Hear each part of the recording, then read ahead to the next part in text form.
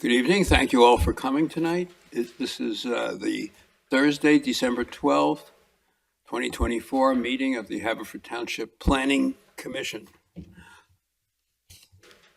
Oh, could you take attendance, please? Sure. That's Jamie Jelosian. Mr. Channon?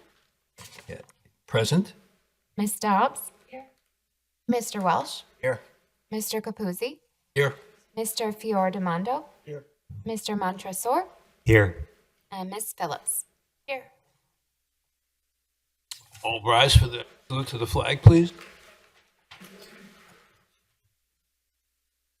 I pledge allegiance to the flag of the United States of America and to the republic one nation. Thank you.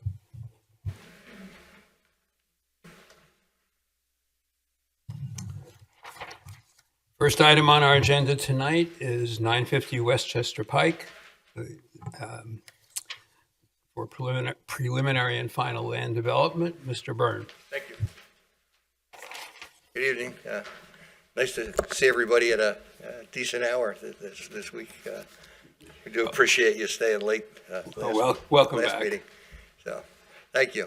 As you said, I represent Lanark Country Club, and I believe this is our third trip here to the Planning Commission at least, and we've been to the Zoning Board as well, and so this plan has been vetted pretty well. I know that Mr. Bannon has also spoke with Chuck and the engineering department here about the plan.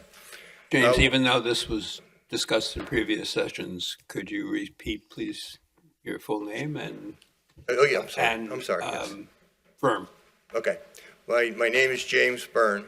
My Pennsylvania ID number is 41619, and I'm with the firm of McNichol, Byrne, and Matlosky and Media. Thank you. And with me tonight, I have the club manager, Chris Wilkinson, John Giangiulio, and Jim Bannon, the engineer you'll remember from last time. So we went through this pretty And the fully. relief you're seeking tonight? The relief we're seeking tonight is preliminary final approval for to replace a swimming pool, to expand the driving range a little bit, and to basically redo some of the parking fields. So that's what It's the same. There's no same changes relief, since no last time. different relief. Since we last saw you, we have been to the County Planning Commission. They recommended approval of our plan. We've been to the Shade Tree Commission, your Shade Tree Commission, and we have a letter that we're handing up to you folks. I think maybe it was sent to you already. You'll remember when we left off the last hearing, the one item that we were discussing was the sidewalk, and the sidewalk specifically along Manoa Road from Westchester Pike down to where the school property is. We went to the Shade Tree Commission, and they thought that, and I don't want to put words in their mouth, you have the letter, but that they did not think it was a great idea because of the steepness of the slopes there and the number of trees that we would lose as a result of that. I also would bring to your attention that the zoning hearing board also wanted us to keep as much buffers as we could, and also some of the citizens that showed up at the zoning hearing board also asked us to make sure that we keep the buffer along there. They didn't want to look in at people bathing or running around in bathing suits over there, as I think what one woman said. Since our last meeting, we have updated, and it was the waivers. We had to update our waiver request to ask for a waiver on the sidewalks. We have also submitted a will comply letter. So we have the engineer's letter. I believe it was about 29 comments, and we can comply with all those except for those that we are asking for the waivers on. The Shade Tree Commission, we've also been meeting with. We have a meeting, there was a meeting scheduled today with Mr. Kelly and Brendan Byrne from our club that is not related to me. They were meeting to talk about the different species of trees that are going to be added on the property. And it's well over 100 trees that we're going to put throughout the property. So they were talking about the different types of trees they would like to see. So that's ongoing. So without wasting a whole lot of your time, so you're not here real late on a week before Christmas or week and a half before Christmas, can I call Jim Bannon up back up? You'll remember he was our engineer. Okay? Thank you.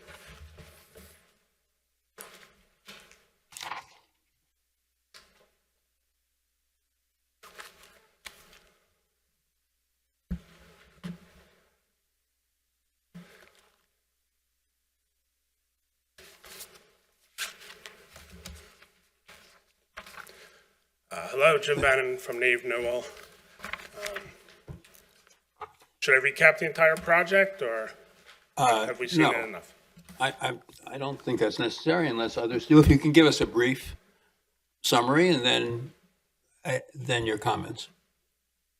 So, for anyone in the audience who hasn't been here before, this is, sorry, exhibits are a little out of order. So, this is the existing conditions as they are today. We're right at the corner of Manoa Road and Westchester Pike. You can see the pool is this area, and then parking, driveways. What we're proposing, all the work's in the same area, mainly improvements to the pool, cleaning up the parking areas. Right now, it's kind of just a sea of asphalt. We're adding landscaped islands, more clearly delineating the drive aisles and cart paths, separating them from pedestrians, trying to increase the safety out there. We're not proposing any changes to either driveway, either to Westchester Pike or Manoa. Yeah, and that's kind of the summary of it. So these are pictures we went through last time. I guess we can quickly go through them. The main change, as was stated since last time, was we're requesting waivers from the requirement to add curbing and sidewalk along the Manoa frontage. And these are some pictures of the existing conditions. This is the corner to the west furlong, and you can see there's no sidewalk in front of the school district fields. And then we get to the club property, and our main problem with installing the sidewalk is the change in elevation. So the township code requires a 4-foot verge, the grassed area, and then a 4-foot sidewalk. So if we went back 4 feet and then graded out to tie into existing, essentially all this existing vegetation would have to go away. So again, these are just a couple. Where the culvert is the one area where it's actually a little flat there, but it is tight between the road and the culvert and utility pole. Again, this is the driveway. Again, you can see some elevation change. There's a lot of old trees in this area. And then as we get close to the intersection Westchester Pike, there's really not much room between the edge of paving and the existing fence. So if we were to try to put a sidewalk in here, essentially all of these arborvitaes would have to come out, especially at the closest to the intersection. As we did mention last time, we understand pedestrian connectivity is important to the township. There is already ADA ramps. This is the intersection of Manoa Road and Westchester Pike. There's a sidewalk existing along Manoa, and there is a sidewalk on the opposite side of Manoa Road from the club. So there is pedestrian connectivity from Westchester Pike all the way down. So these are the new exhibits that we prepared for our meeting with the Shade Tree Commission.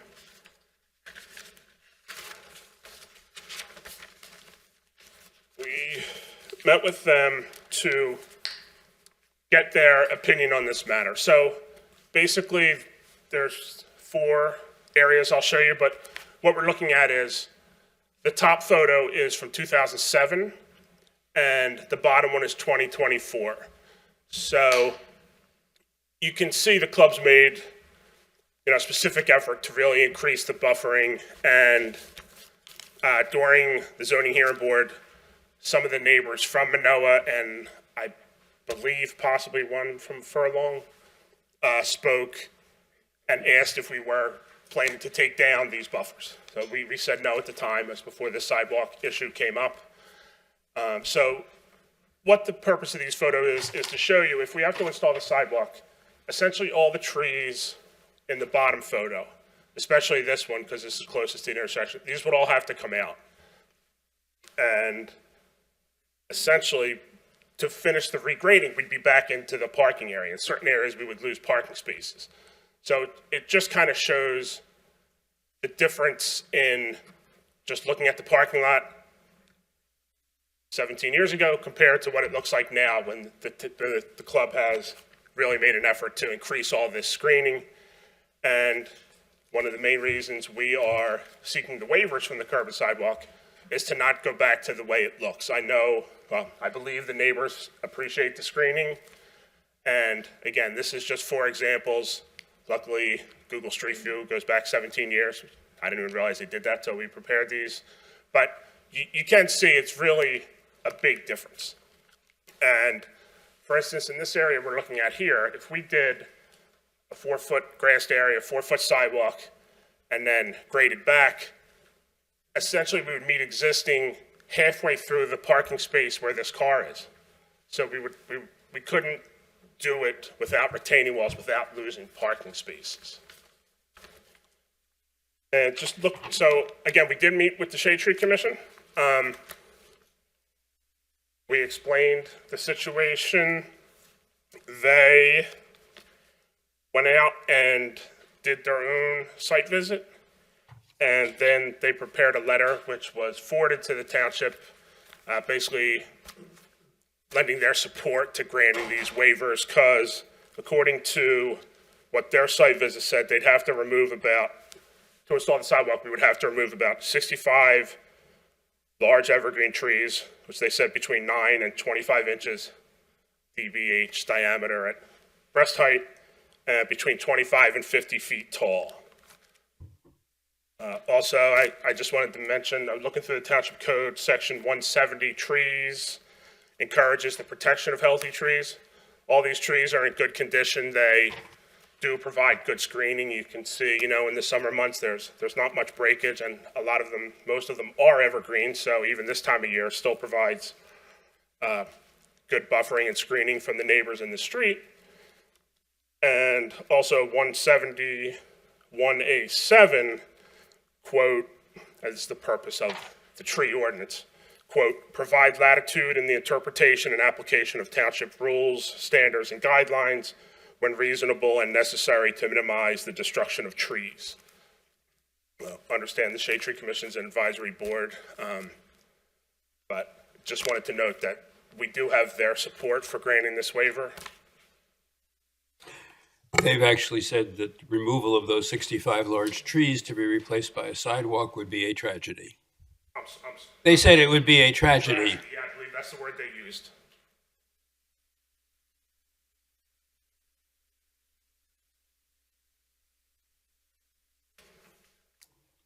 And we have their letter. Yes, thank you. I did bring copies, but I noticed that some people already had it. Okay, thank you. That would be the presentation we intend to make tonight. As I said, we have been at this for quite some time now, and we would, as I said, we have a will comply letter, that we will comply with all of Mr. Faulkner's condition, or not his, but the engineering department's conditions. In order to get, again, I know that I had asked this at the last meeting and the sidewalk issue came up, but in order to get this pool going during the off-season, we really need to get moving. We would ask the board for consideration in making a recommendation tonight, because we would like to get on the earliest possible commissioners board. And if we miss January, then we're going to be into February, and then it's going to make the project very, very difficult to do, because we won't be out to bidding work and things until March or April. So if the board is comfortable, we would ask that a recommendation be made tonight. A recommendation for the waiver? For the waivers, as well as to grant the preliminary final application, please. and that would be our case. Thank you. Thank you. Are there any comments from the members? Angela? Chuck Faulkner. Is there anything in your township review letter that is insurmountable in your opinion? Mr. Capuzzi, I wouldn't say anything's insurmountable. There's some of the stormwater comments. They were missing some calculations. However, as long as they provide them and adjust accordingly if necessary, then we should be okay with everything there. So basically, their plan should work provided they prove it with their calculation. Yeah. Okay. Thank you. Jim, can you show the picture of the intersection of Manoa and Westchester Pike? The one that we The had up crosswalk. earlier, The crosswalk picture that you had with the two crossing guards. this That one? Yeah. All right. I know those handicap ramps were put in within the last 3 or 4 years, I would guess. But would I'm looking at you guys. Would you guys be agreeable to put in, upgrade the markings on that crosswalk? Say, zebra stripe, they're 2 feet wide, 6 feet long, and they're thermoplastic, just to make that crosswalk more presentable, Yes. more recognizable We would be happy to. as a condition. One other thing that I meant to mention too is, I mentioned the urgency in getting the pool done, but it's also a bit of an urgency, like getting the blacktop for the parking areas redone, that this is a much better time to try and do that than during the summer when there are, many golfers and kids at the pool and things like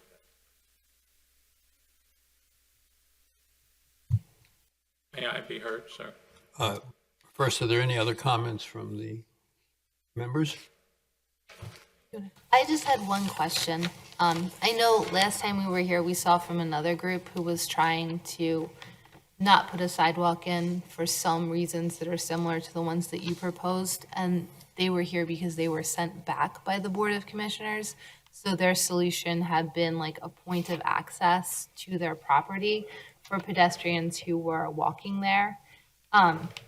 Do you have a backup plan for anything that you could propose, since you're, in a time crunch? that you Yeah, in wanna- response to that question, we thought about that a little bit. Our application really is a little bit, or actually a lot different. I mean, you have where the quadrangle was, I think that's what we were talking about the last time, it was an art center.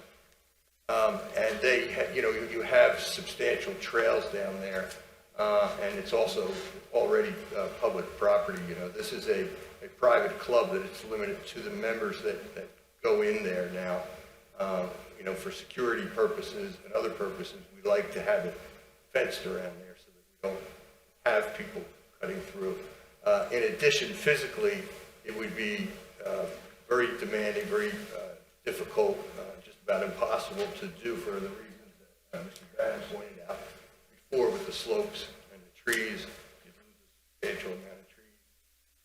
So I think that we have we can distinguish our application from that night. We would be happy to do the cross stripes, for the crosswalk, if that helps.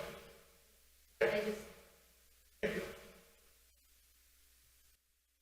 I wanted to touch on the intersection as well. So not shown in the photos that you had, but just looking at Google Street View, if you are heading north on Manoa towards the intersection, so there's a no turn on red signal, but there is a large shrub that's right there at the corner that's actually blocking the view if a pedestrian is at the ADA bumpy, what do they call those things? The tactile plates.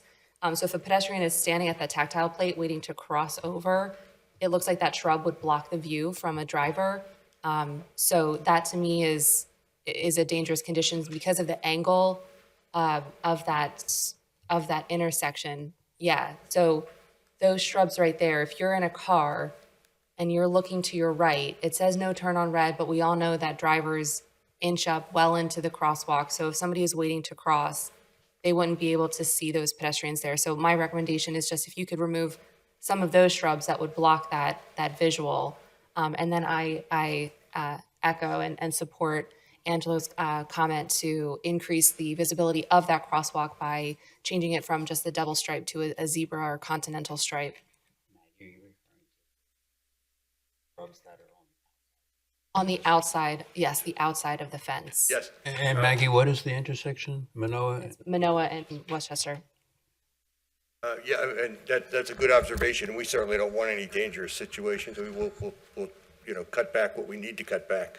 We're in a little bit of a catch-22, however, again, because we are putting our dumpster, not right at the corner, but up in that area, and the zoning hearing board wanted to make sure we kept buffering so that nobody could see the dumpster.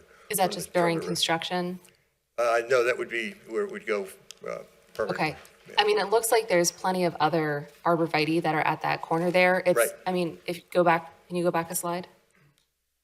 In your photos? I'm sorry. I'm sorry, which one? Just go back to the other angle coming, if you're taken from Manoa. Yeah, so right behind the sign that says no turn on red, it's Right. that shrub there that's on the outside of the fence that appears to me as being, this one here. yeah, that tall one right there. That one in particular seems to be the most obstructive to drivers being able to view pedestrians waiting to cross on that tactile plate. Yeah, it's a good point, and we'll take a look at it and take it down if it needs to be, or cut it back, whatever needs to be done. Okay, great. We certainly don't want any problems. Appreciate that. And then the other comment that I wanted to make was just a more recommendation to the Board of Commissioners that I personally feel that the waiver that you're requesting from sidewalks and curbing makes sense given the conditions of the site. However, sidewalk and curbing is important to the rest of the township.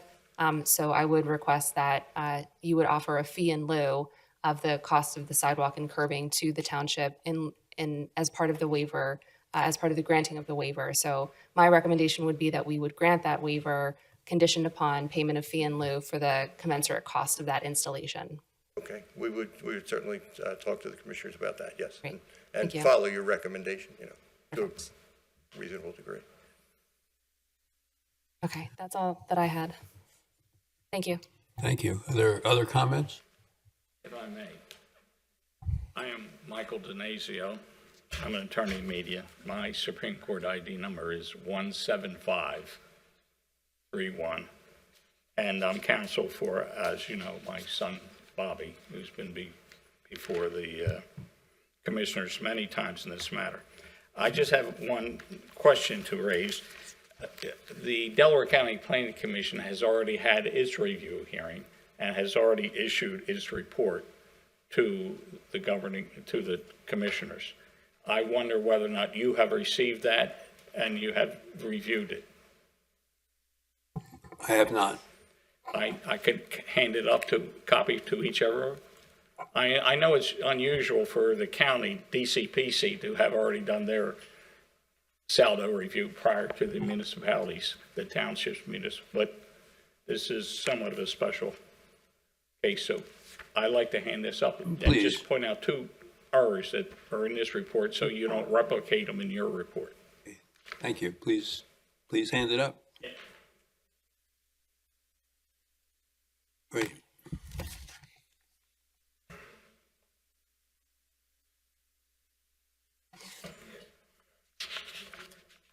Here you are. You did good? Yeah, Jamie put it in. Maybe it's in tonight's. Yeah. Apparently, it's in our packet tonight. Oh, it was in your package? Oh, that's Well, good. now, but So, well, then you can refer to page 2 of the DCPC report. And it says, under compliance, quote, "The proposal appears to comply with the institutional, the INS district zoning with variances granted." I want you to know that those variances that were granted, timely appeal was taken to the Court of Common Pleas, Delaware County. They're currently under appeal. The court has not even assigned a judge yet to the appeals before them from the action of the Haverford Township zoning board. So the request that we need all these waivers because of the time restraints, I can assure you that that zoning appeal will not get anywhere near concluding before next fall, if not next winter. So I just want you to know that any decision that you make here is going to be, because of the appeal, is going to push back their opportunity to further construct on this site. The second action I like to point out to you, Before you go on, you could file an injunction to prevent them from doing work? there is Or would they be working at their own risk? there are two actions proceeding that touch upon what you're doing here this evening. One is a direct action against the country club, and we still have an opportunity and schedule a motion for a preliminary injunction. Yes, we still have that available in our quiver at the Court of Common Pleas. Have you filed for one? Pardon? Have you filed for a preliminary injunction? Oh, yes, we did. We filed before, and the court wouldn't even let us proceed with it. The court entered its own order telling the club that they had to go before your zoning hearing board to put up this 90-foot, Okay. all that. So that put us. We're not involved in the litigation. I understand that, but I just want you to understand that on page 1 of the DC report, where it says previous action, a plan for the site was last reviewed by the Delaware County Planning Commission at its meeting January 1st, 2000. So if they were 24 years ago was the last time they were for DCPC, I assume that 24 years ago they were the last time before whoever was sitting there as the township's preliminary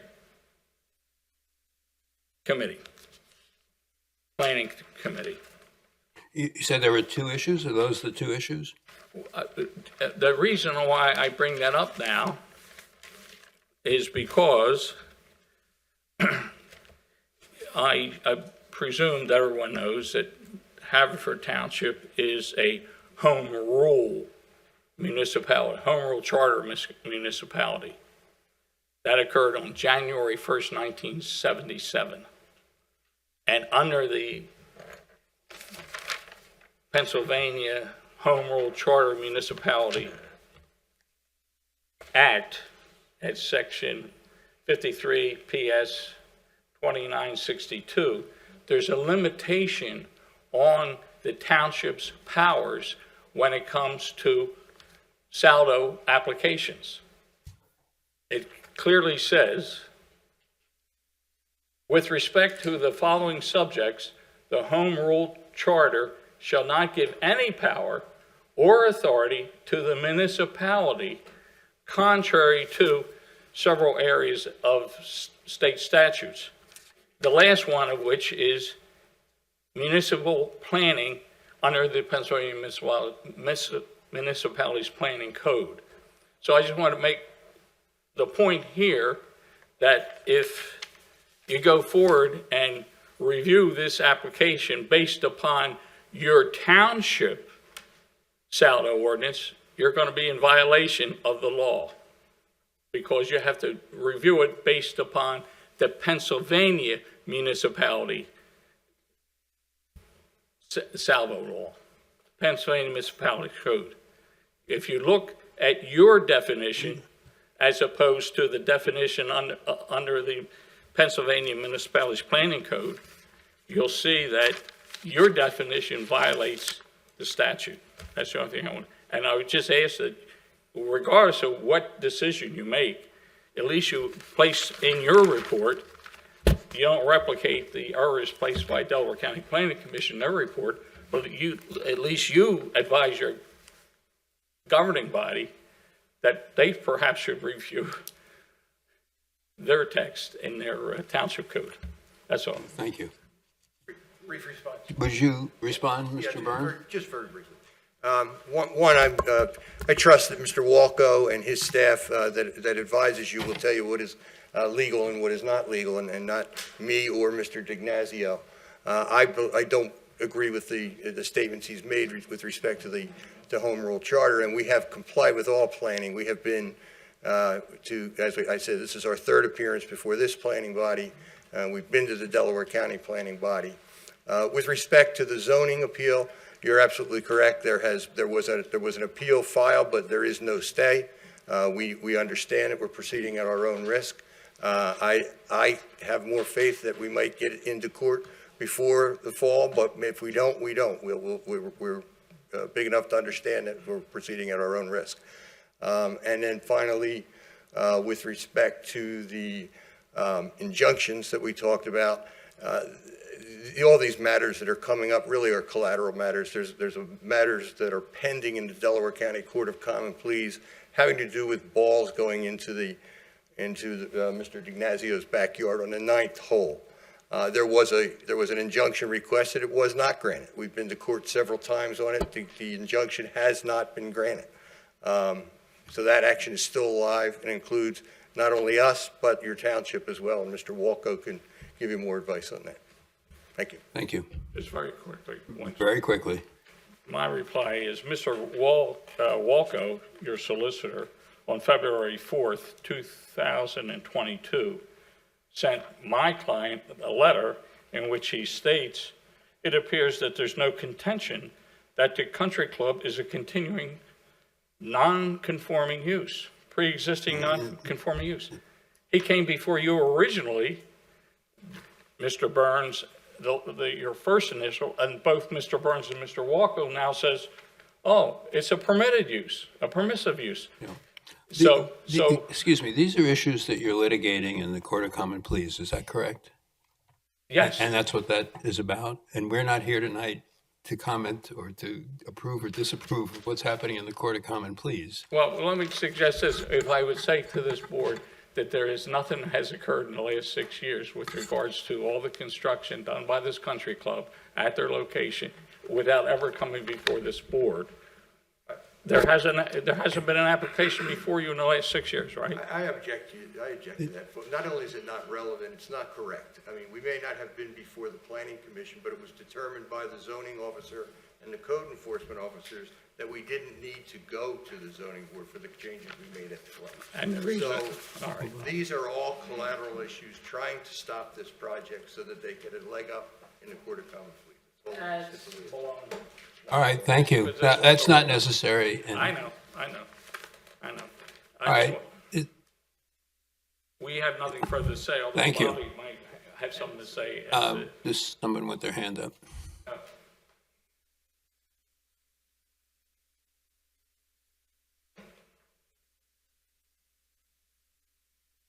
Yes, Jerry Gavin. I'm a resident at 214 East Township Line Road in Haverford Town.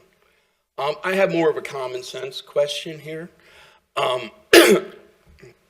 I assume these matters have already discussed, and I'm here for something else, but I just wanted to put input that how do these sidewalks or lack of sidewalks affect the ability for children who like to go to the country club? I know they ride their bikes there, they walk there. Are there crosswalks on Manoa Road for them to get across? That's the question I have. I mean, I love trees, but, sidewalks are important. The township's always talking about building roads for separate bicycle paths and stuff, and I just want to make sure that you've considered that. And as far as the ability to level of area to build the sidewalk, that they call retainer walls. And they build retainer walls, and they can make a level enough surface for anything to go through. So, not that I think the sidewalks are necessary or not necessary, but I want to make sure that the children were considered over the trees if that's needed. Thank you. Thank you. Yes.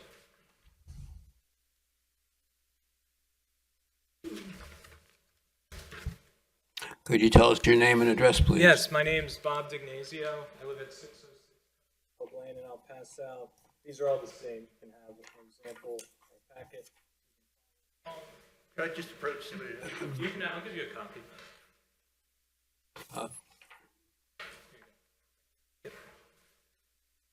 I was here. I would, you were here before. I was here last And I would month. urge you to try to, I will keep. I want you to speak, but to have a chance to speak, but at the same time, we have others here on other matters. We don't want it to go Yeah, too long, number one. And number two, if you could confine your comments to the matter proposed, Of course. as opposed to issues that are in the courts.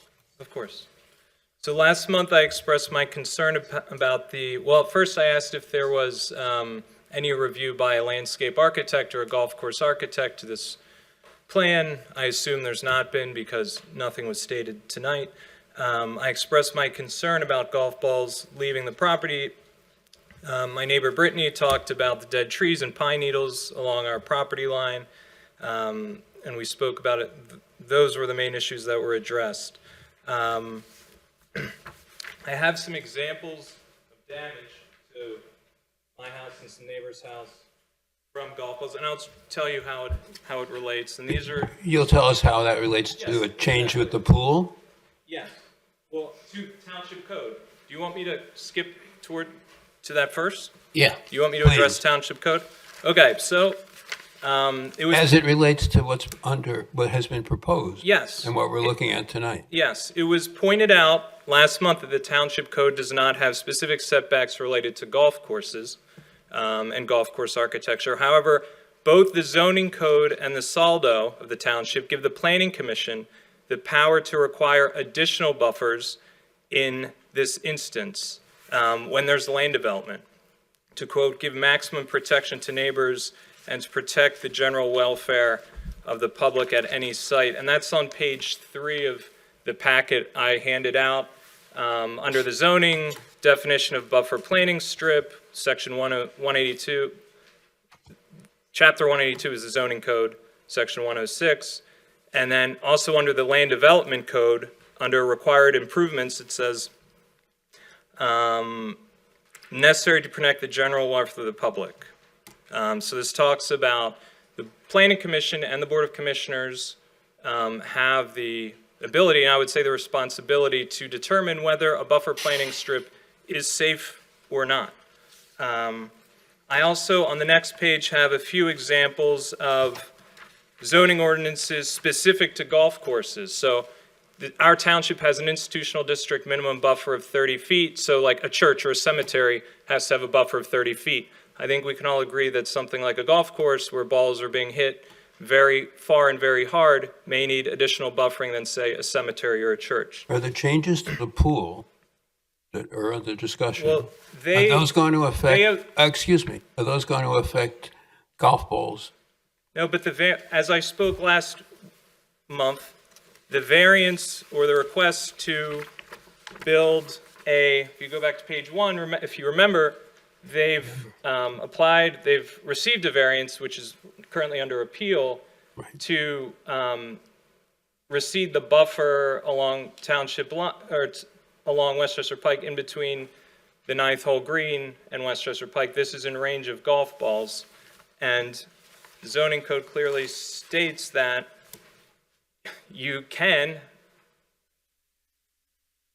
assess the buffer at any site on their property when land development is being applied for. You sought a variance at the zoning hearing board. I'm sorry, No, I'm not- they I'm- sort of, whether- and, excuse me, and that is under appeal, Yes, and that's all in the Court of Common Pleas of Delaware County. correct? And we're not here to review what the zoning hearing, Correct. we have no jurisdiction to tell So the zoning I'm hearing, talk- excuse me, to tell the zoning hearing board that they're right or wrong, or to tell the Court of Common Pleas how to rule on this. I'm not talking about the buffer along Westchester Pike that I'd like reviewed regarding golf balls. I'd like the buffer along the 9th fairway. The buffer that you just mentioned is behind the 9th green of the 9th hole. I'm talking about the buffer along the 9th fairway, which my neighbors are here to talk about as well. I asked you if you could tell us what you're talking about tonight, how that relates to the proposed changes to a swimming pool. It's the buffer part of the buffer around the 9th hole is being applied to be replaced by a parking lot. And the buffer is being reduced from 30 feet to 10 feet. I'm talking about the other part of the buffer along the 9th fairway, which the township code gives you the power, and I would say the responsibility to assess the safety. If you read the code, No, you can read the code if you'd like. I appeared before I will also add, Commissioner Forsty Grupp of the 2nd Ward. We're in the 2nd Ward. She has come to our street. She has looked at multiple homes. She has talked to multiple neighbors about the damage. And she has seen a box of over 200 golf balls that I've picked up from my house over the last 4 years. And I think it would behoove the applicants, and I think it's the responsibility of the Planning Commission to consider this, because I think when they go to the Board of Commissioners, there may be some question about this and some concern. So I've provided the information. The picture in your packet, the buffer between the fairway and the buffer is only 45 feet. The fairway along Township line is 180 feet wide. The ordinances I've presented tonight call for 150 feet in between the edge of a fairway and a property line. in other townships, in other states. No? Yeah, so I'm telling you that I'm not, Yeah, yeah, I understand. as But a guide. The ones you're referring to are Horsham, and I've provided- Horsham, Pennsylvania, and Yes, and Franklin, I've New Jersey. provided- And Franklin, New Jersey. Excuse me, please. If I'm asking a sorry. question, I'd like to finish my statement. I don't cut you your off. question, yeah. I try not to cut you off. So what's your, No, Okay. I asked, when you refer to statutes, you're talking about the Horsham, Pennsylvania statute and the Franklin, New Jersey statute. yes, and the Haverford Township zoning and land development code. And the last page is a letter from Representative Steve Friend in 1990 describing this very issue 34 years ago about errant golf balls leaving the 9th fairway of Lanark Country Club, striking homes on Country Club Lane, about how it's a township issue that can be addressed by the township. And unfortunately, for the last 34 years, the township's been either unwilling, I'd say, to address it, and I've provided the code in the Haverford Township zoning and land development code that shows that you can address it. Thank you. Nothing. I have every confidence that the board is aware of its ordinances and does and will read them and does and will understand them. Is it your understanding that what's being discussed about the balls is related to the swimming pool No. changes or the parking lot changes? It'll be my contention that that is all part of the lawsuit, which is, parallel to this and has nothing to do with that. And I'll just leave a second. Under the municipality's planning code definition of land development, the swimming pool is a structure. The swimming pool, as applied by Haverford Township through their township code, they've never accepted that as a structure.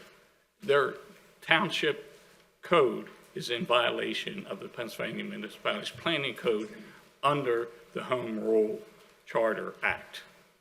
So that's how that ties in. Are there other comments on the proposal? Hi, nice to see you again. I'm Brittany Stivel Yes. with 609 Country Club Lane, and I want to bring the two parts together. I think the Country Club is just as tired about hearing about this as we are on Country Club Lane for the last 34 years. So just bringing the two together and making a condition for approval, I think, would be in the best interest of both parties and also make for less late nights for you guys. So with that condition for approval, obviously the neighbors would like to have the correct trees planted along the Country Club Lane. I'm sorry, could you? They would like to have the correct trees that are approved by the township that do protect from balls, so leafy greens instead of the pine trees that are there currently planted, the dead ones removed that are falling on people's houses and cars. Excuse me, garages. what, you're proposing a condition on the approval. What is the condition on the approval? So the Slowly. condition on the Please. approval would be to rip out the current trees that are the incorrect tree to stop balls, and then also half of them are dead, so there is a big liability there.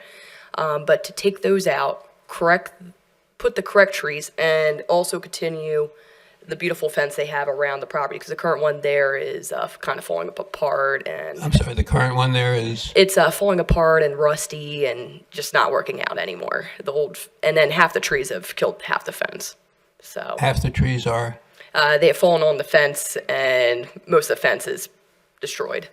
So the trees and the fences, the two parts that we would like to make the condition for approval. And then I think that would make both parties very happy. We don't have to come here anymore, and we don't have to keep doing this dance for the next 34 years.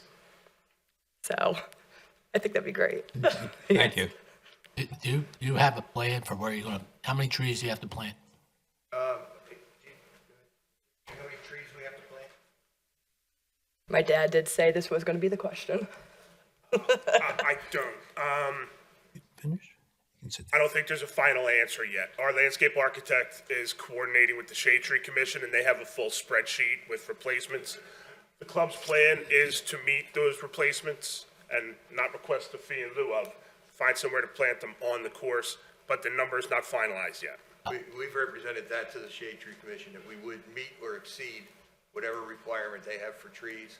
And, you know, we have a big property there, we can put some trees in other places. Is there an opportunity to improve the landscaping along the ninth hole? To improve it somewhat, it's never going to cure without redesigning the whole. What if there are, all right, if there are dead trees in there, does it There's make, dead trees and things in there, we're going to clean them out. That's to our advantage. so would you be willing to Please, make an one at a time. evaluation of the conditions of the trees along the ninth fairway and possibly replace dead trees with trees that you have to plant on the project anyhow? You'll have to come up, This please. is Mr. Giangiulio, the president. So as our representative, John Giangiulio, I'm the president of the club. So having attended the Shade Tree Commission, we're going to be planting 100-plus trees. It's somewhere Okay. between 100 and 200. Okay, What you're suggesting is you are going to be taking down mature trees. And what will be replanted are not DBH 10-inch trees. They're going to be 2-inch caliber. So you won't be planting like trees in replacement. but I'm talking about trees that are dead. Would we be willing to look at the trees along the route there to see what needs to, could we add trees or could we replace? We certainly will. The Shade Tree Commission is going to be doing that plan, I believe. Okay, so of a condition of approval is that you would evaluate the condition of the trees along the ninth fairway and replace trees that are damaged or dead. And not that I'm asking you to put more than 100 or 200 trees, but take that pot of trees that you have to plant anyhow and fill that area in where you have to take the dead stuff out. I understand. My point of the qualifier is some of those trees are 40, 50, 60-foot trees. You're replanting trees. They will not be 40, 50, 60 feet tall. I understand, but Okay. in 20 years, they'll be 50 feet high. I don't disagree. Okay. I mean, you can't expect to plant 50-foot trees there. I understand that. That's what we're trying to clarify. Thank you. You're welcome. Thank you. Are there any other comments?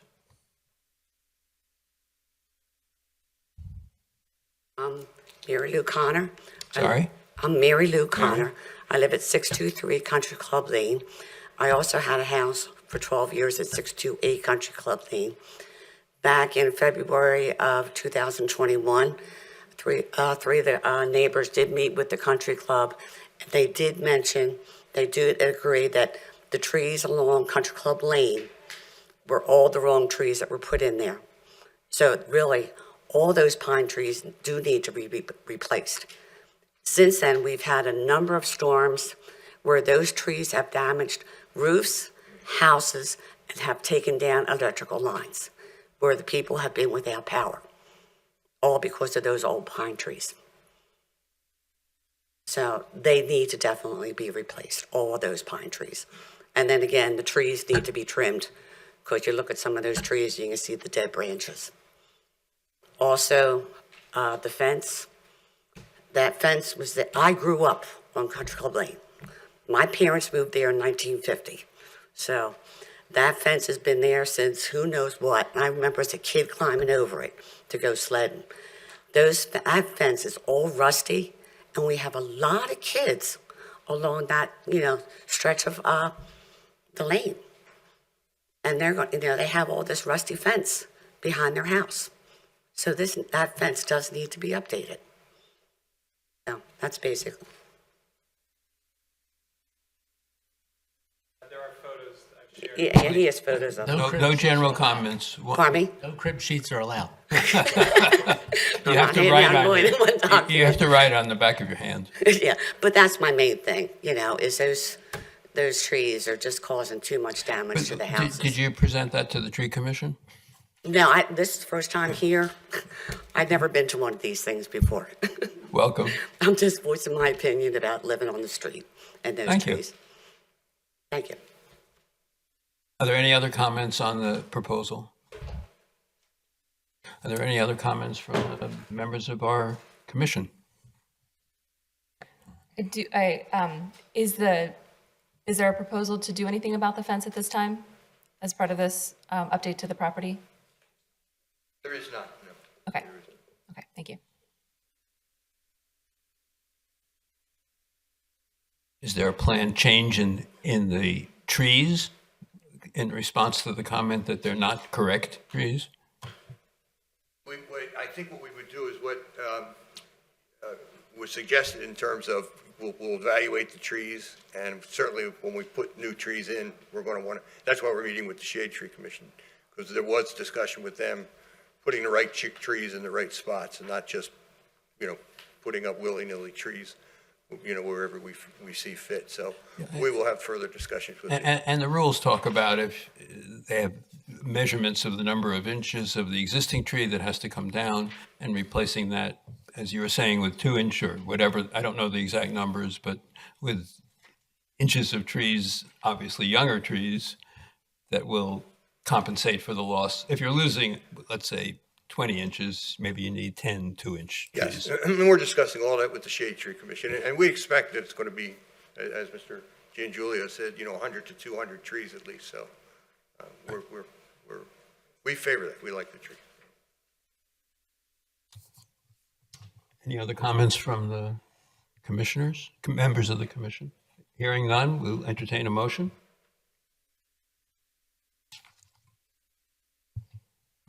Can I just, before motion is made, clarify, because I don't have the land development plans in front of me, the waiver, do we have an updated waiver request letter? Yes, I believe that was submitted. You submitted the waiver request letter? Yes, it was formally submitted last week, and it's included with the revised plans that are being delivered to the township tomorrow morning. Okay, so we haven't seen, Jamie, a copy of the waiver request letter? Oh, December 5th. Is it the December 5th letter? Yes, a week ago. Okay.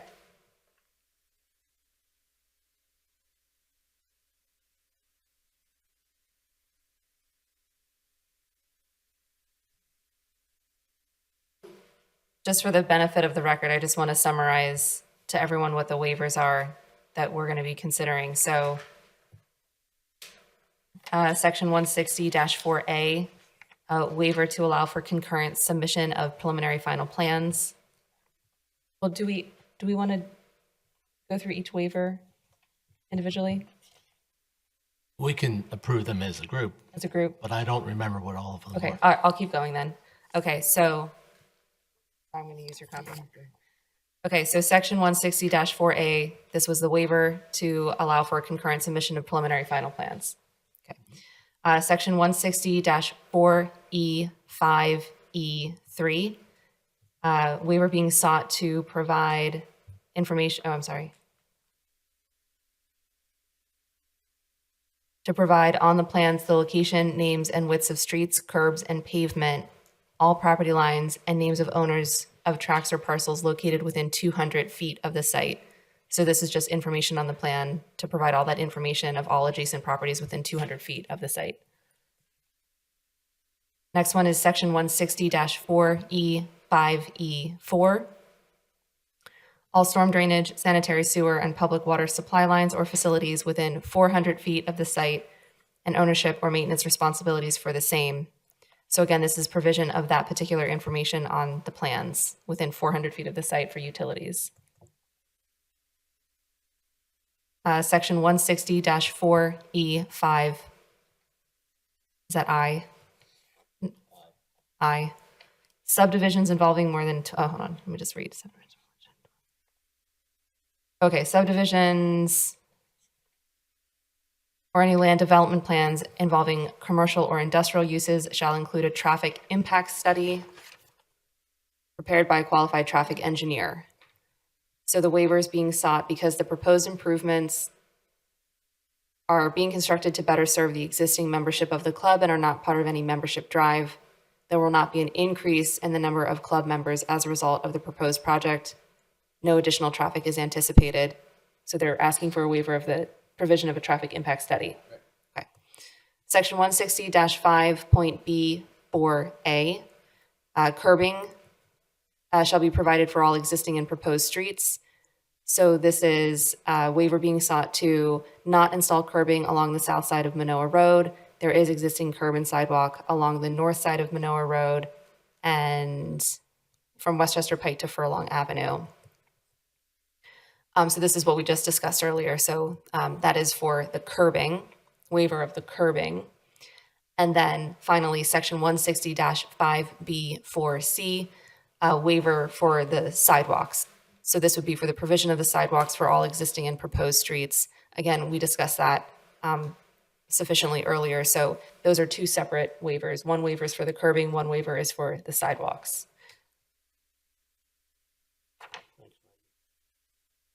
Okay, thank you. Did we have any other additional comments or questions on the waiver requests? Angela, you good? Down at the end? Oh, you guys are good? Okay. You good with the waivers? Any questions? Okay. Okay.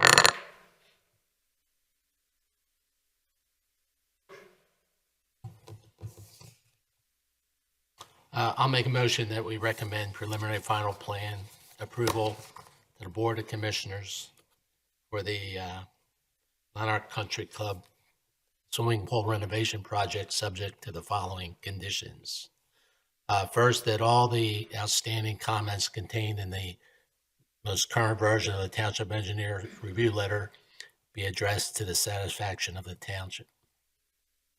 Second, that the 6 waiver requests be approved subject to the following stipulations. First, that the pedestrian crosswalk at the intersection of Manoa Road and Westchester Pike be upgraded to include zebra-type striping at that crosswalk. Second, that the proposed additional trees that have to be added as a result of this development, that some of those, based upon an evaluation made by the Shade Tree Commission and the applicant, that some of those trees be used to fill in dead spots or dead trees that are existing along the Ninth Fairway. And the third condition is that, third stipulation is that that the applicant provide a fee in lieu of the cost for the curbs and sidewalk installation along Manoa Road.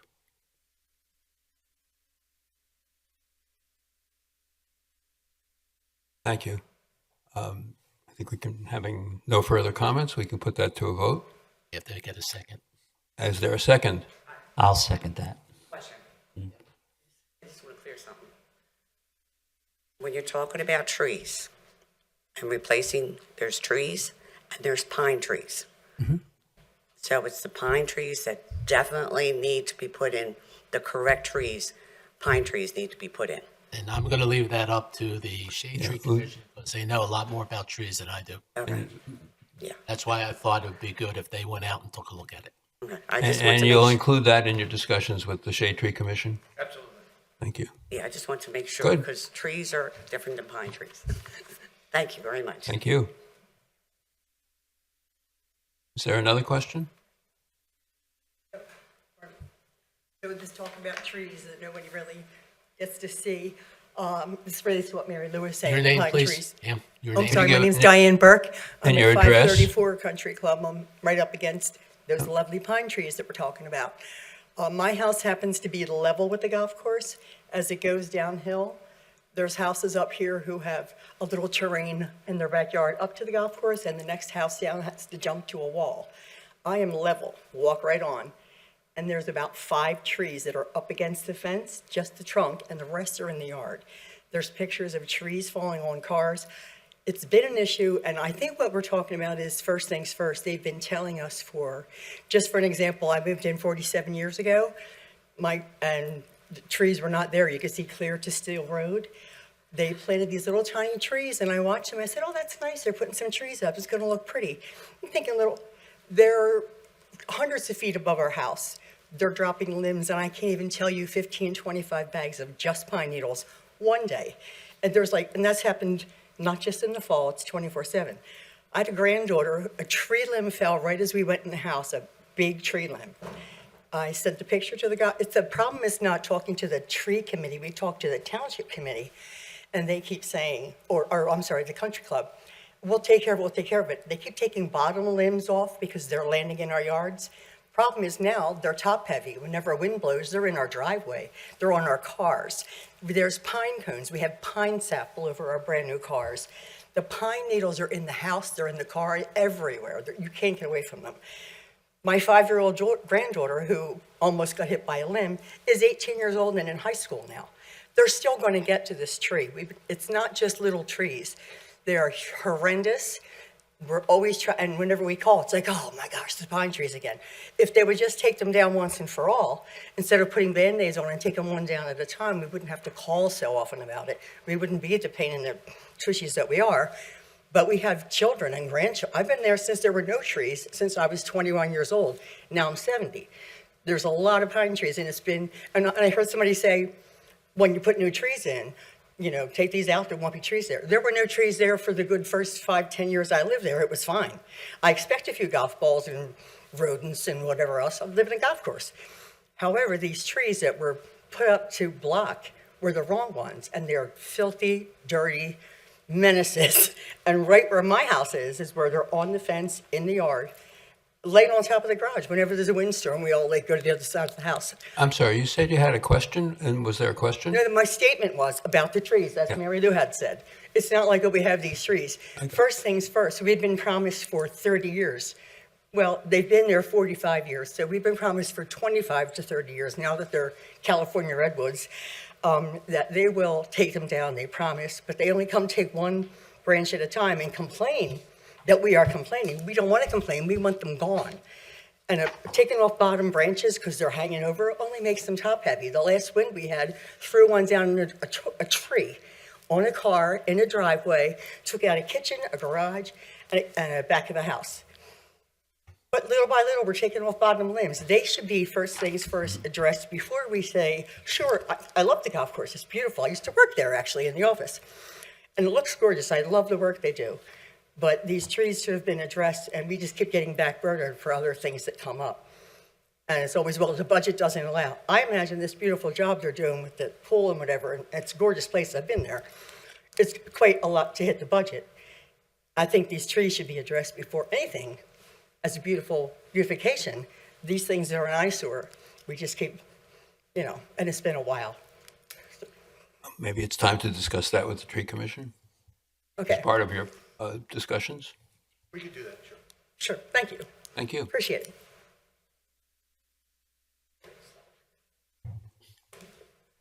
Hearing no further discussion, there's been a second. Has there been a second of the motion? Yes. The second? Second. All in favor? We can go down the road. Aye. In favor. Lou? Aye. Aye. Julia? Aye. Oh, I'm sorry. Aye. Aye. Thank you. Thanks for all your time. And thank you all for coming out.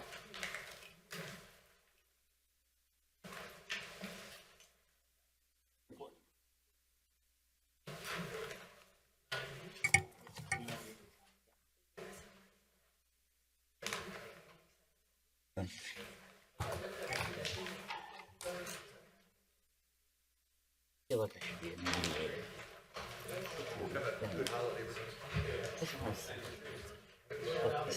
This is with that. Oh, this is my common refrain. That is a civil matter and is not subject or negotiate.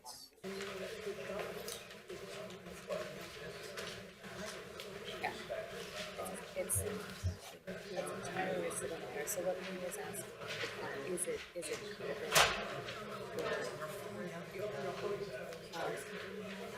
like the entirety of a property? The next item on our agenda is 30 Ellis Road, Thomas and Joanne Story, a lot consolidation plan.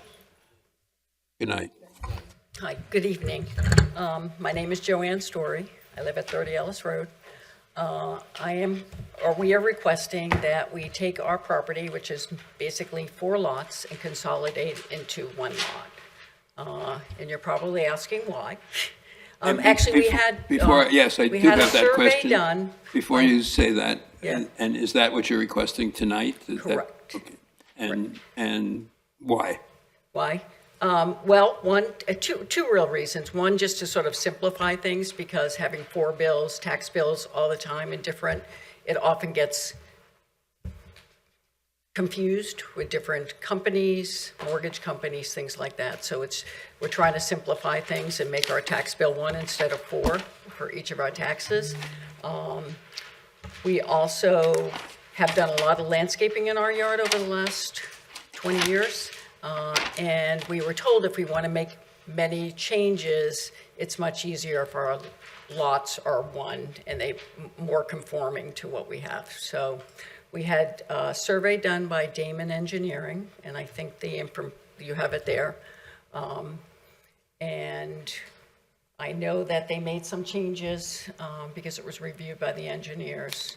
We have 3 sheds that are non-conforming, but we are aware of that. We will not change where they are. And I think they made all the other adjustments that were requested. I'm sorry, you said the 3 non-conforming sheds will remain as Just where they they are. are and remain non-conforming? Correct. They've been there for many years. We've sent our registered mail to our neighbors, and there's been no issues. We've been there for 20 You have years. no plans for further development of the property? Not at the moment, no. We're just really trying to simplify things, but if we do make changes, we were told it would be easier. Are there any comments from the members of the planning commission? Maggie? So is this, or maybe also. Go ahead. Is this, so there's no sidewalk on this section of Alice, right? That is correct. Is this something that would need a sidewalk or need a waiver, given that under the township code, you need to have sidewalks? Because I don't think there's sidewalks on other parts of Alice there. So there's sidewalks on the opposite side, but there are no sidewalks on our side. That's been true since we moved there.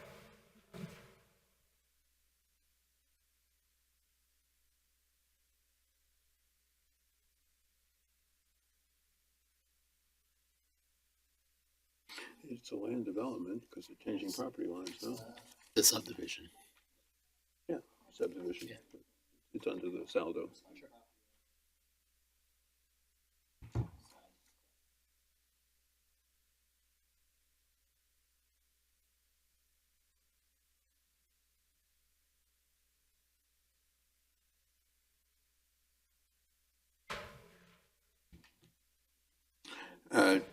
Mr. Faulkner and Chuck or Jamie, has this been reviewed at all for that issue? For the sidewalks? Yes.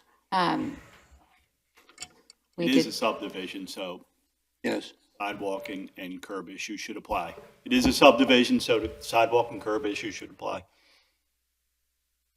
We did not include it at this time. They're not included in the proposal. Not included in the review at this time, but it should apply. Yeah, that was going to be my question was, so because this is a subdivision, the essentially, the lot as it exists right now is allowed to continue to exist with all of its non-conforming components. But once you come through for subdivision, you're subject to applicability of all ordinances within the subdivision and land development, which does include all of the things like curbing and sidewalks and provision of the information and all of the other plan requirements. So what we would need to see is an updated waiver request letter if you're not proposing to install any of those improvements, because we understand that this is just a reverse subdivision and you're not proposing any actual land development.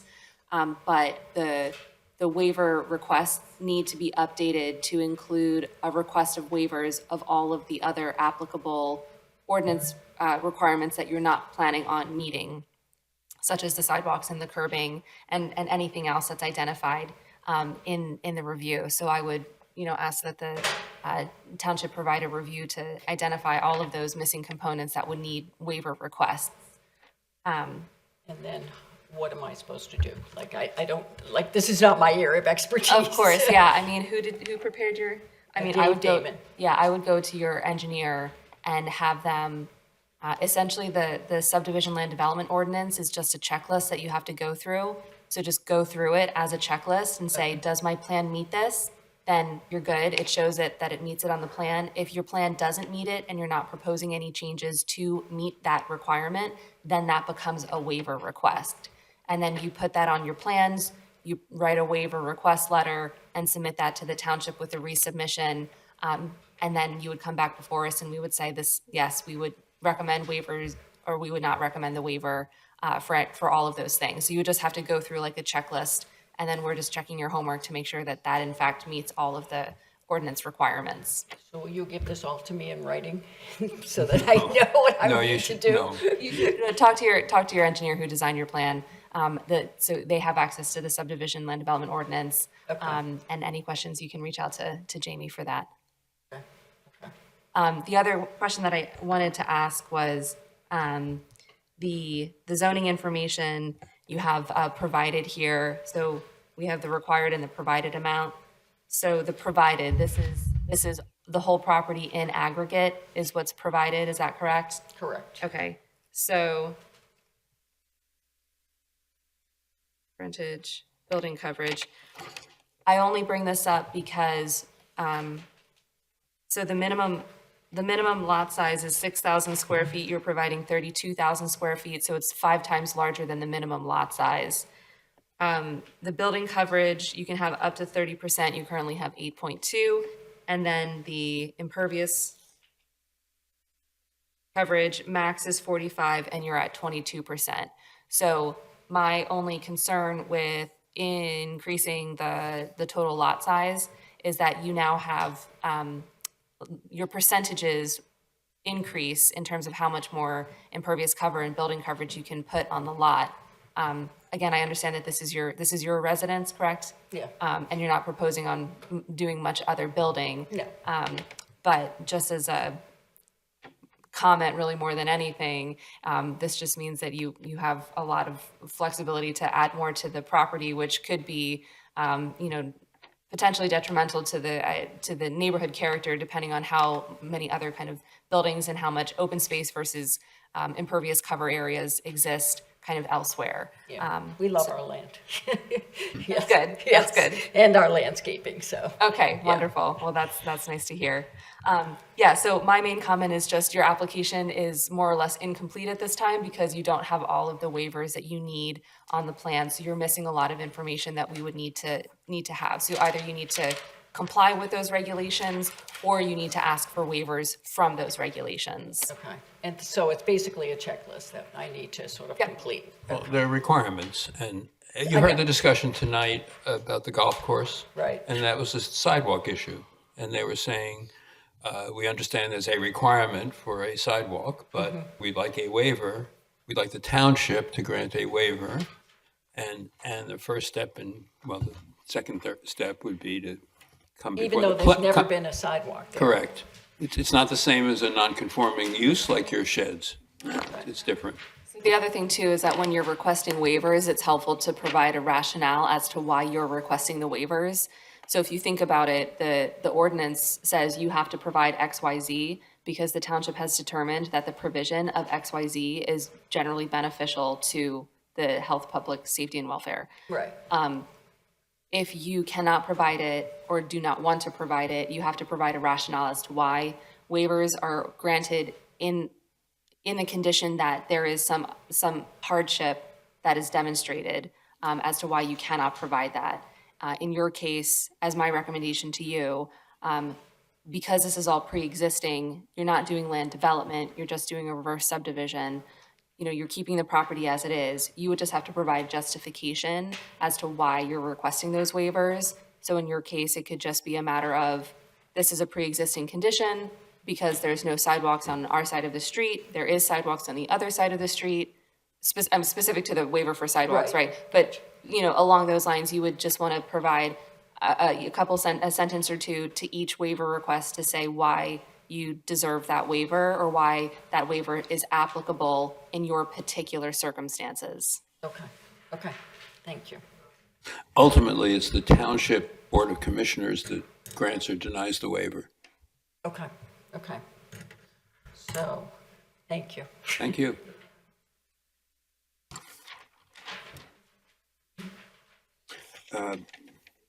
The next matter is 223 East Park Road, Caramico Homes. Caramico Homes.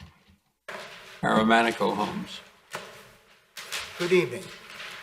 My name is Jim Buckler, Supreme Court number 19480. I represent Caramico Homes. Dan Caramico, who's the principal of Caramico Homes, is here as well. Gus Hoopman, the project engineer, is here. Preliminarily, I'm going to just advise you that we are not going to be asking for any action by the board tonight as a result of the Township Engineer's comments. We realized that there were changes we needed to make to the plan, and we're proposing to make those changes. But we thought it would be helpful to, since we're on the agenda, to hear any concerns the Planning Commission would have, in addition to what the Township Engineer had, his comments were, and also if there are neighbors that had questions or concerns, we could at least hear them and respond to those questions. As far as the project itself, it involves two lots that are at the corner of East Park and East Township Line Road. Right now, there are two lots that have existing houses on them. The plan proposes to consolidate the two lots and then re-subdivide them into four lots. The house at the corner at 223 East Park Road would remain. The house on 112 East Township Line would be removed, and 3 new homes would be built. Our response to the Township Engineer's review letter was that we would comply with all of his comments. Most of the comments are simply things, they're more, they require some additional information or clarification or something. The comments, the first 4 comments, the zoning comments did, however, require that we make some changes. We are going to make the changes. If you want to pass them out, we haven't submitted new plans to the township, but we know what we're going to submit. They just haven't been finalized. We thought it would be useful for you to have them so you can see the changes that we propose to make to the plan.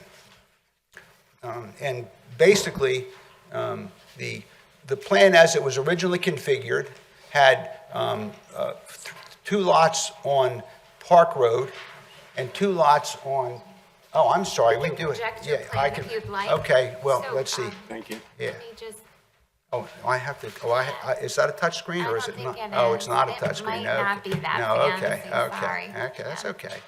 There you And go. is that And the then only, do you have another, oh, yeah, you okay. have you just have to use the arrows, but Okay. I know Gus wanted the Yeah, aerial up. okay, so, but we'll go back to I use the arrows to move around, huh? The numbers on your plans are helpful. So maybe you can identify which house you're talking about. by I'm the trying to number. figure out how I move around with these arrows. I don't seem to be moving anywhere.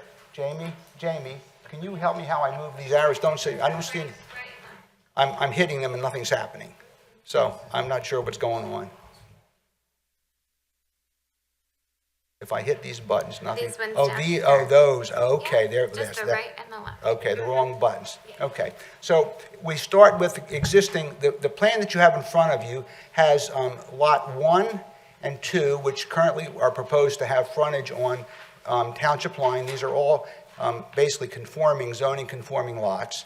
I'm sorry, the existing is these 1 and 2? Well, I'm sorry, I don't think we have the existing plan up here, do we? Oh, we do, the existing, okay, so you have the existing plan, and you have two lots, the one at 223 East Park Road, and the one at 112 East Township Line.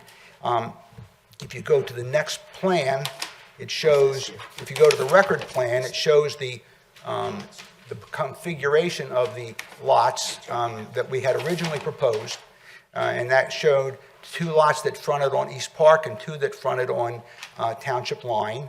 And if you go to the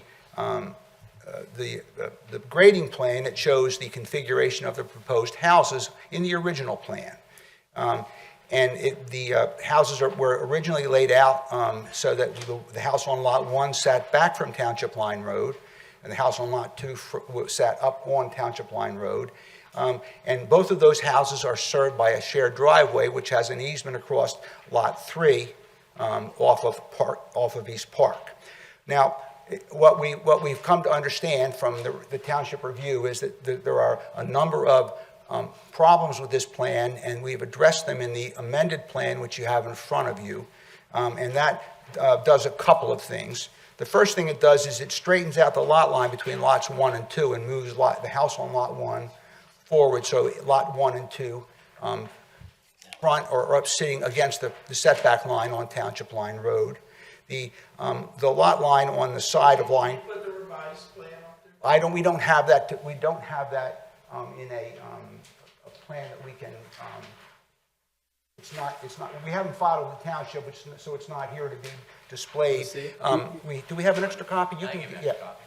We brought some extra copies, so you could see it. So the lots 1 and 2, we changed them so that Lot 1, the house on Lot 1 sits up on the setback line. That was one of the comments. The house on Lot 2 sits on one of the setback lines. We've also modified the driveway configuration for the house on Lot 3 to have a single-car garage with a single driveway cut in. And I believe that, and I don't know that Chuck has had a chance to review any of these changes. I think there have been some discussions about them, but I believe that those changes address all of the zoning concerns that were raised in the original letter, and that the plans, when they're amended, will satisfy those conditions. Lot 3 needs 2 off-street parking spaces. Well, the Lot 3 will have 2. It'll have a garage space and it'll have a parking space. They don't count for You don't. No, right? I'm not aware that you don't count garage spaces. I believe that I'm certainly. Maybe I'm wrong. Yeah, I mean, I can only tell you that when we did a recent subdivision on Claremont, we had 1-car garages with 1 parking space in front. Chuck, we count garages as parking spaces? There is nothing in the code that says you can't use a garage as a parking space. And in the past, there has been subdivisions where we've counted garages as parking spaces, particularly in. All right, so that's a legitimate parking space, the garage space, okay. Yeah, unless Jamie. I mean, And no bikes or anything like that are going there, right? Well, again, the code provides for that. I mean, so that's what we're planning to do. I'm kidding. Yeah, no, I know, no, I understand. And maybe a garage is a little oversized, so it can, but that may be, there's room to make these garages a little oversized, so you can do that. You could put an 18-foot, you could put a 2-car garage like you had before, and have 18-foot in front, and that would give you 2 parking spaces outside of the garage. We run into the problem with that is that you can't, the ordinance precludes that amount of width in the front yard. 18 feet is permissible. Well, no, but we also have a driveway easement that's included in that. I assume that's the problem with why that was called out, is because the driveway in the front yard of the shared driveway is considered part of that. I thought it was a rooster.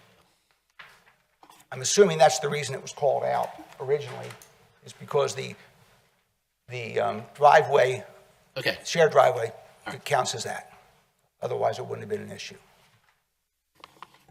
So I'm looking here, lot 3, your single width driveway crosses over your infiltration bed. Right. And now typically, you don't want to have that sort of compaction over a stormwater management facility because you could, I mean, you're compacting the soil, the infiltration bed is supposed to serve as a spot for the stormwater to infiltrate. So if there's any sort of damage to that, you'd have to rip up that driveway. You wouldn't have observation ports or overflow, you know, I'm trying to look where your spillway is here. Like if you have a clean out, is this inlet? The inlets can be, Is the clean out? the inlets can be used for cleanup. Okay. You see these inlets? Those are gonna be the clean outs. Either way, I mean, I would defer to our township engineer to review that, but to me, that's bad practice to have driveways over your designated infiltration beds.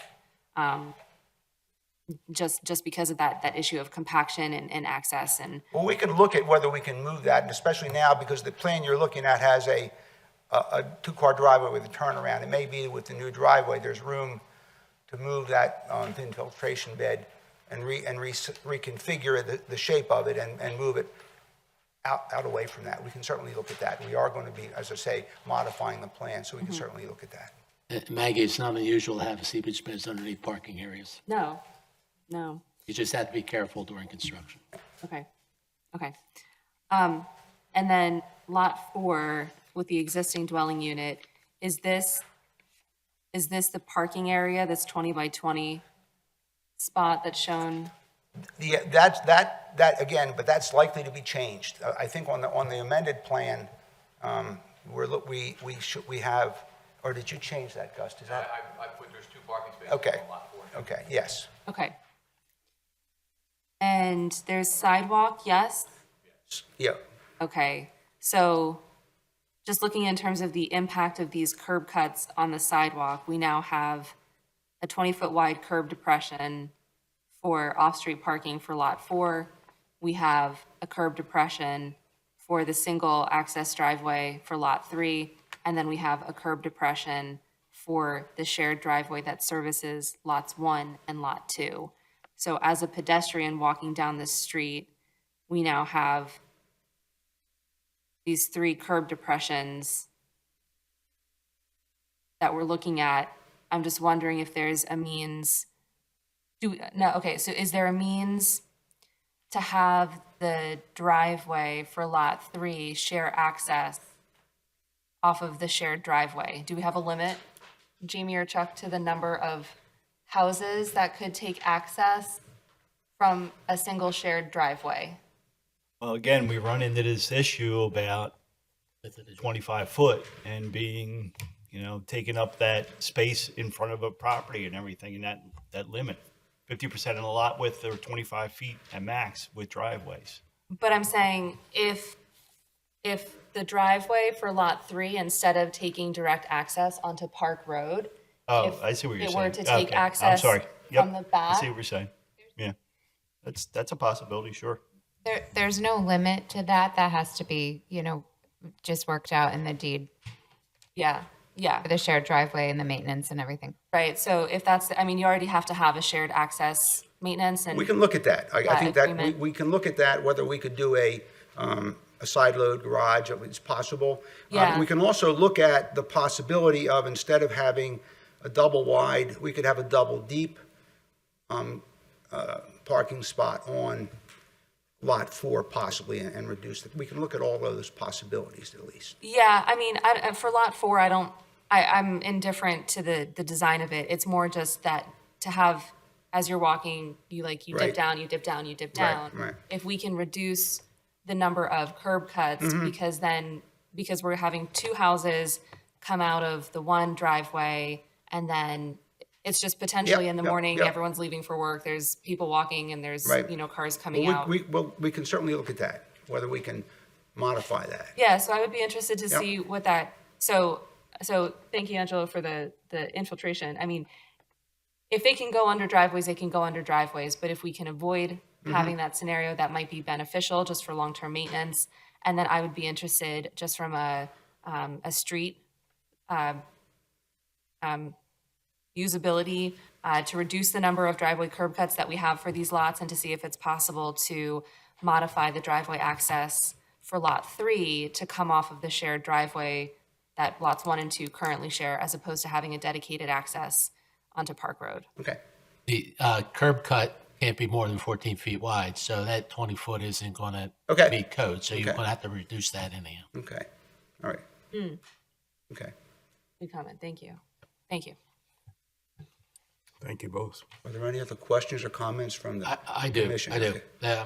So we're going to have a shared driveway with utilities running through that easement for at least 2 lots, correct? Correct. So I assume there's going to be some type of maintenance agreement that's written? Yes. That describes everybody's responsibility. Is there going to be a homeowners association that's created because of that condition? No. No. No. So each individual property owner is going to be subject to the terms of that agreement? That's whatever that correct. is. Okay. Now, you're also providing additional right-of-way on Park Road of 2.5 feet, which personally I don't think is necessary, but that's your call. And also 5 feet on township line. Correct. Okay. PennDOT is not going to want that 5-foot right-of-way. Okay. So the only people that would possibly take it would be the township. And since you're writing a maintenance agreement, there's a retaining wall that's going to fall within that additional right-of-way. And the township, I'm sure, if they were to take ownership of that right-of-way, wants no part of maintaining that wall. So whatever maintenance requirements are tied into the agreement for the driveway, they should include language that address maintenance of that retaining wall. Okay. And Okay. so if I could ask you, so I think if I would put words in your mouth, you're suggesting that we don't need to increase the right-of-way, in your opinion, on either of those roads. For what you're doing, there's an existing sidewalk. Unless you want to, for the sidewalk, you at least have to create the sidewalk on township line. You'll have to at least create an easement for that. Okay. Okay, because technically, it's your property, it's Right. not public property. But we've approved waivers before for minimal right-of-way widths. I know you did it on your other project, just Yeah. so you wouldn't have to ask for the waiver. Yeah. But Yeah. So- again, it's your call. Can I ask Chuck if you would have any problem with those waivers from your perspective? Well, look, the waivers are obviously up to the Board of Commissioners. Right. Whether they want to accept that or not. Correct. It does require a 50-foot wide right-of-way. So you're doing what the code requires and everything. Okay. I agree, on Township Line Road, look, if PennDOT's not going to accept that additional right-of-way, which I agree, they're probably not. Okay. Then it's unlikely the township would want additional Okay. right-of-way Well, there. then that would be a sensible thing to do. And I actually appreciate your pointing that out. If you do propose those additional right-of-ways, whatever note you put on the drawing, make sure the words irrevocable and continuous are in that note. Okay. Okay, we don't want somebody coming back 10 years from now and saying, we want that ground. That's Okay. a waste of our time. Okay. I assume these all become covenants? Well, sure, the things we're talking about would be restrictive covenants that would be recorded and prior to contemporaneously with recording the subdivision plan. Yeah. And then we would do that. It would be not good sense not to leave property owners with those things unresolved. It would just be unsensible for us as a potential seller to not do that. So we would certainly do that. Okay, thank you. Okay. I had one last question. On lot 2, Okay. on either plan, you have a dashed line that's 50 feet wide, shows your lot's 50 foot wide. Right. Is the house that's going to be on lot 2 25 feet from that line? Well, that's all going to change. I know, but you got the same situation here. You got 50 feet. At some point, this line gets less than 50 feet. Oh, right, yes. So I just want to make sure that we have 50 feet from the back of the house on lot 2 to the point where the lot is 50 foot wide. Okay. Similar to what you're doing here. I assume that was your intent. Why, if you... No, we were just showing that's the minimum lot width, that's where the minimum lot width is. Excuse me, if you want to speak, you have to come up.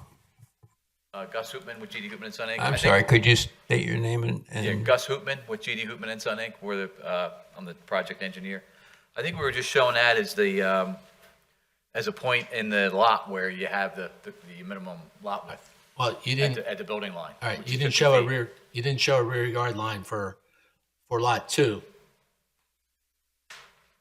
You didn't show a rear setback line for lot 2 on Okay. either plan. It's at that 50 where we're. Okay, so that's That's the building setback line. that's the building setback line. Okay. Yes. That 50 foot is where is actually the building setback line. Okay. So that all right, got it.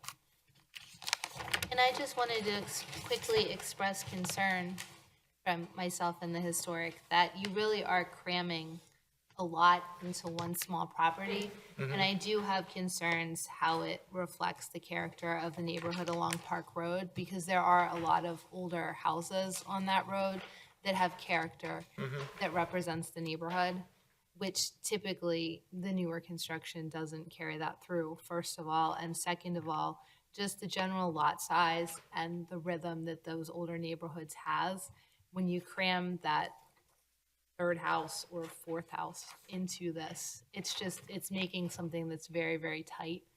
And then you have the irregular lot with the angle, which is also not my favorite. Thank you. I hear you. I mean, I would just say to you that the lots are 20 to 30% bigger than the required minimum, most of them, so they're well within what the ordinance allows. And we certainly will be sensitive to, and again, because my client's going to be building houses to sell, he's going to be sensitive to building an attractive-looking house that'll fit in the neighborhood, but that will be more modern. Certainly will have modern amenities that the old homes don't have. But I hear what you're saying. Thank you. And I did just want to say that while I know that you can legally fit them on, it's still like not every lot, like the older homes don't like max out their buildable area on Right. the lot necessarily. So in that case, it doesn't really fit within the current datum of the older neighborhood. Okay. Thank you. Have you sent out your letters to the neighbors? Yes, and then we sent them to the township has them. We have them. Okay. And I assume we have some neighbors here because there's people here that I assume they're not my clients, and we're the last thing on the agenda, so I assume they're here about this plan. I see there's a couple of large existing trees on city line, or township line, sorry. I'm assuming those would need to come out. On your original plan, you had a tree replacement for street trees. Right. We're going to, that's going to end up being a different formula. We actually met with the Shade Tree Commission, Okay. and they had made some recommendations to change some of the species for the street trees, which we're going to incorporate, and we had come to an understanding about the replacement. But now, primarily, I think there's because we're required by the ordinance to move that house on Lot 1 forward, there's going to be one of the large trees is going to come out. So we'll change, the tree replacement formula will change. We aren't going to plant more trees. It's not a big enough space to plant more trees. We're going to be paying more fee in lieu, I think, but that's what we'll propose to do at least. Well, to Julia's point, you could also cut one of the lots out and be able to keep. Well, or plant more trees. I understand what you're saying. Well, we could just leave what's there. You Yeah, can plant we more could do trees. that. We could do You just that. have to lose a lot to do it. Yeah, well, you're right about that. But people always forget that the current owner wants to sell the lot for his property for the most money he can get. No, we don't forget. Well, good, because I think people always look at the developer as, as the bad guy. We're providing the compensation that the owner thinks his house is worth, and that's why he's willing to sell it to us. So, and they're entitled to have their property developed as the law provides. So anyhow. Understood. Although generally we favor saving trees, so if you can, especially old trees, so if you can find a way to comply and still save that tree, that would be great. But we can't. Yeah. Maybe when there's a will, there's often a way. Well, but unfortunately, the requirement is in the zoning ordinance. The requirement that we put that house up on the street is in the zoning ordinance, and we can't You know, it's not something we can ask for a waiver on. It would can ask require for a variance. Well, we're not entitled to a variance, though. We would never be entitled to a variance. We can't satisfy the legal requirement of a hardship. And even though it might seem like a good idea, we can't. We won't be able to get it. So I certainly would never tell my client he should go seek something he's not entitled to legally in that situation.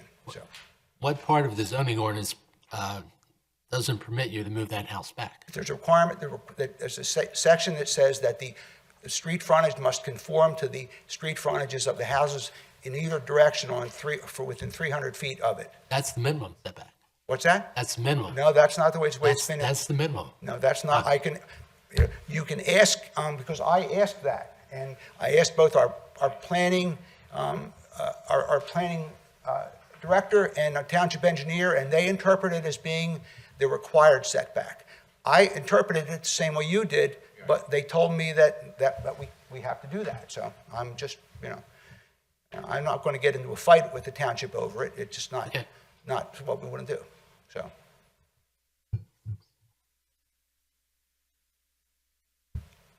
I don't have anything else to say if nobody has any questions. And if we need to give anybody an extension because we're going to be submitting a new plan, I'll certainly provide that to the township. Put that on the record tonight. Thank you. Are there any comments from the people who are here tonight on this proposal?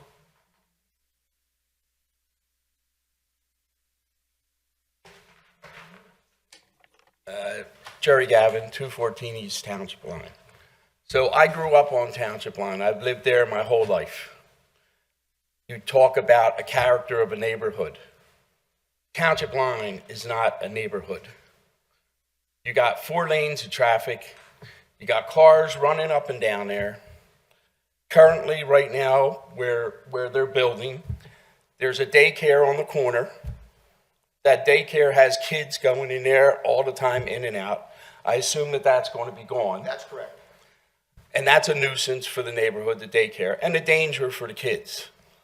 There's a daycare on the other end, and that daycare has to go, people to get into that daycare have to go in from Township Line. Where on the other? The opposite corner. Okay. So there's Park Road, and I guess that's Bewley. Now, the people from that daycare center came before this planning board to get an acquisition to make a road to Bewley, an entrance, and that got denied. But that has nothing to do with this. But as far as I can see, to put these houses there would be an improvement for the neighborhood, for a property that has been forever. The guy from the diner bought all those lots and he could never develop it. So the township has fought everything on Township Line forever. And if they can build some houses, nice houses that people could live in there, that want to live in there, live on that area, and not have to drive out on the Township Line, that would be a good thing, in my opinion. As far as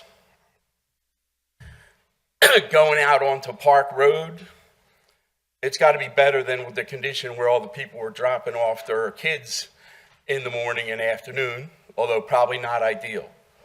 Ideally would be if they could get an easement and take that road out to Bewley Road, where there's no traffic there, there's nothing, and that would improve the access to the daycare center there. And, that would be something that would be beneficial when we think about proper planning and things like that. But that's all I have to say. And like you say, reflection of the neighborhood, the design of the house, that's on Township Line. Most people don't care about Township Line until it comes time to, when somebody wants to do it, all of a sudden you become a resident. I've lived on Township Line my whole life. I never had an invitation to go to any of the civic association things or anything until I moved around the corner on Park Road, and the next I got all these invitations. So, that's the way the world works. So bottom line, you prefer the houses to the daycare? For sure. Okay. I mean, not that I have anything against daycares, but this plan looks like it's going to do something with that. You know, it's pretty unsightly right now, even the houses that are there. And, you know, I'm not you know, if people are going to have a nice place to live and want to live there, Thank you. I'm for it. Thank you. Yes.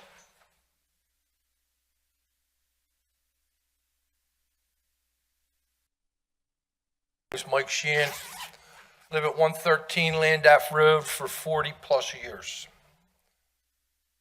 I agree with this gentleman here. The daycare is a disaster, okay?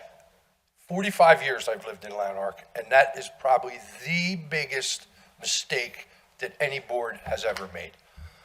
It's ruined that neighborhood, okay? I don't even, when I come out of my street, so first of all, I have not received a certified letter, and I would like to know why. Well, Okay. there's a, you don't notify everybody in the neighborhood, it's within. No. It's going to. How close are you? I'm right. It's going to be in my backyard, on the opposite side of my backyard fence. Okay. So the ideal situation is for that house to be sold as a residential home, and get rid of the daycare and sell it. Now, are both of those homes owned by the same owner? Do you know that? Yes. Okay. What you guys need to do is to find the original daycare agreement from 1985, which I have a copy of somewhere in my home. Nobody else in this township knows more about that property than me. Everybody else is deceased, okay? And I can tell you another thing, from Township Line on Park Road to Valley Road, 90% of the people are opposed to it.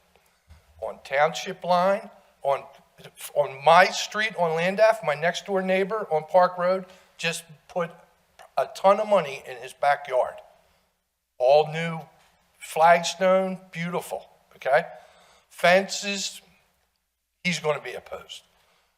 My other neighbor next door just passed away 3 days ago. And believe me, he would have been here, okay? 45 years I've lived here, okay? We just went through this 2 or 3 years ago. Excuse me, you're saying you support this plan because it's going to get rid of the daycare center. Well, listen, my wife and I, when we first heard it, we were like, anything's got to be better than the daycare, okay? That property originally was a problem property. It was like a commune, it was a drug house, all different things, okay? So, Joe Kelly was the commissioner of our township at the time, and he came to Dr. Donnelly, Mr. Klein, and my father, okay, and they all agreed that a small daycare could operate there. So now what has happened, it has, the original owner transferred it to a worker, and that was a problem. No meetings or nothing. The new place, no meetings or anything, it just rolled right over. Now it's grown like this. It's out of control, completely out of control. Parking all over the place. People coming up Township Line and making a right-hand turn on Park Road can't even turn because people are parking on both sides of Park Road, and you can't even make a turn. Come 4:35, between 4:30 and 5:30. So, you know, I don't know where I stand really. Okay, but listen, I can't believe anybody would buy a house there. You got there's a rent-a-car across the street. I mean, that house should be sold as a residential. The house next to it was just sold. The old Gap house, Eric Gap. So somebody bought that. Somebody can buy the other one. Okay? 3 houses. We just went through this a couple years ago with the property on Temby Road and Park Road. Temby and Bewley, the coach of Drexel basketball. I don't know if that rings a bell to anybody, okay? And you all know what happened there. They wanted to build 3 houses there too. They have 1 there now. Okay, thank you. There's 1 house there. There were supposed to be 2. I think originally it was 3. Okay. Thank you. All right, thank you, guys. Thanks for your Thank you for comments. what you do. Thank you. Now, you're the planning commission. Yes. Okay. Thank you. Yes, ma'am.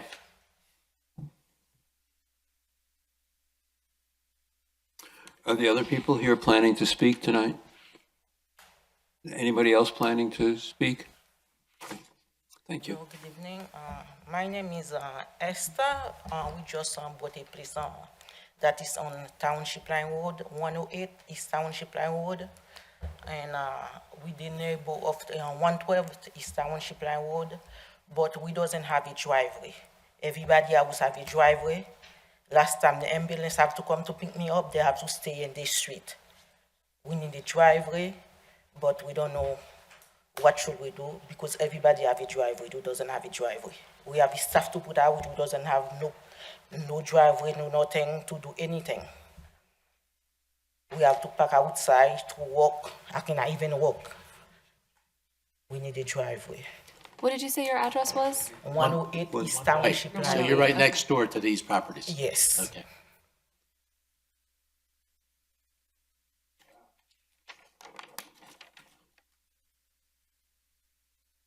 Are you closer to Bewley? No, I'm next East 112. 112 East Township Line Road. Bewley's further down. This one and then the other daycare and then. Yeah. We just in the middle there, no driveway. Sometimes we try to park in 112. The guy told us that we cannot even bring our car here to pick nothing. We doesn't have no place to come with a car to bring anything. Where do you have a car? Yes, we have. Where do you park it? We have to park outside. We have to walk. You park Sometimes on- we park in on Bewley, park? Bewley or Bewley, Park. wherever. Yes. Okay. So this land development is just for the properties being considered, but if you wanted to speak to the property owner or the representatives about possibly creating a shared access, I would suggest you would speak to them about that. Because it looked like the people that used to be there, lived there before, I think it might be those same people that was in 112. They used to park there. But when we come there, the guy doesn't want us to even go in the driveway or nothing. But the people that used to be there, because it looked like they used to have like a bed bound thing like that. They used to have the chair that to move them in this step. You could see that they have a little gate. They just come to from the driveway to our side. But when we moved there, we just bought there in May, but he doesn't want to come to the driveway there. So, Are you next to the daycare center? Yes. So the daycare center was where they used the daycare center access to get to the property. And when you moved there, they said they didn't want you to go. Yes. Did you know that when you bought the property? I'm sorry, this. We don't really have conversations between people who are here, and it's not appropriate. Whether she's next to the daycare or something. Yeah, and if you need to get up to speak, you should get up to speak. However, the other matter is that I can understand your concern about not having a driveway access, but this particular land development plan does not envision extending that access to properties outside of the properties being discussed tonight. So if you guys want to touch base about I that. just wanted to clear where she was. Okay. Sure where she was. Okay.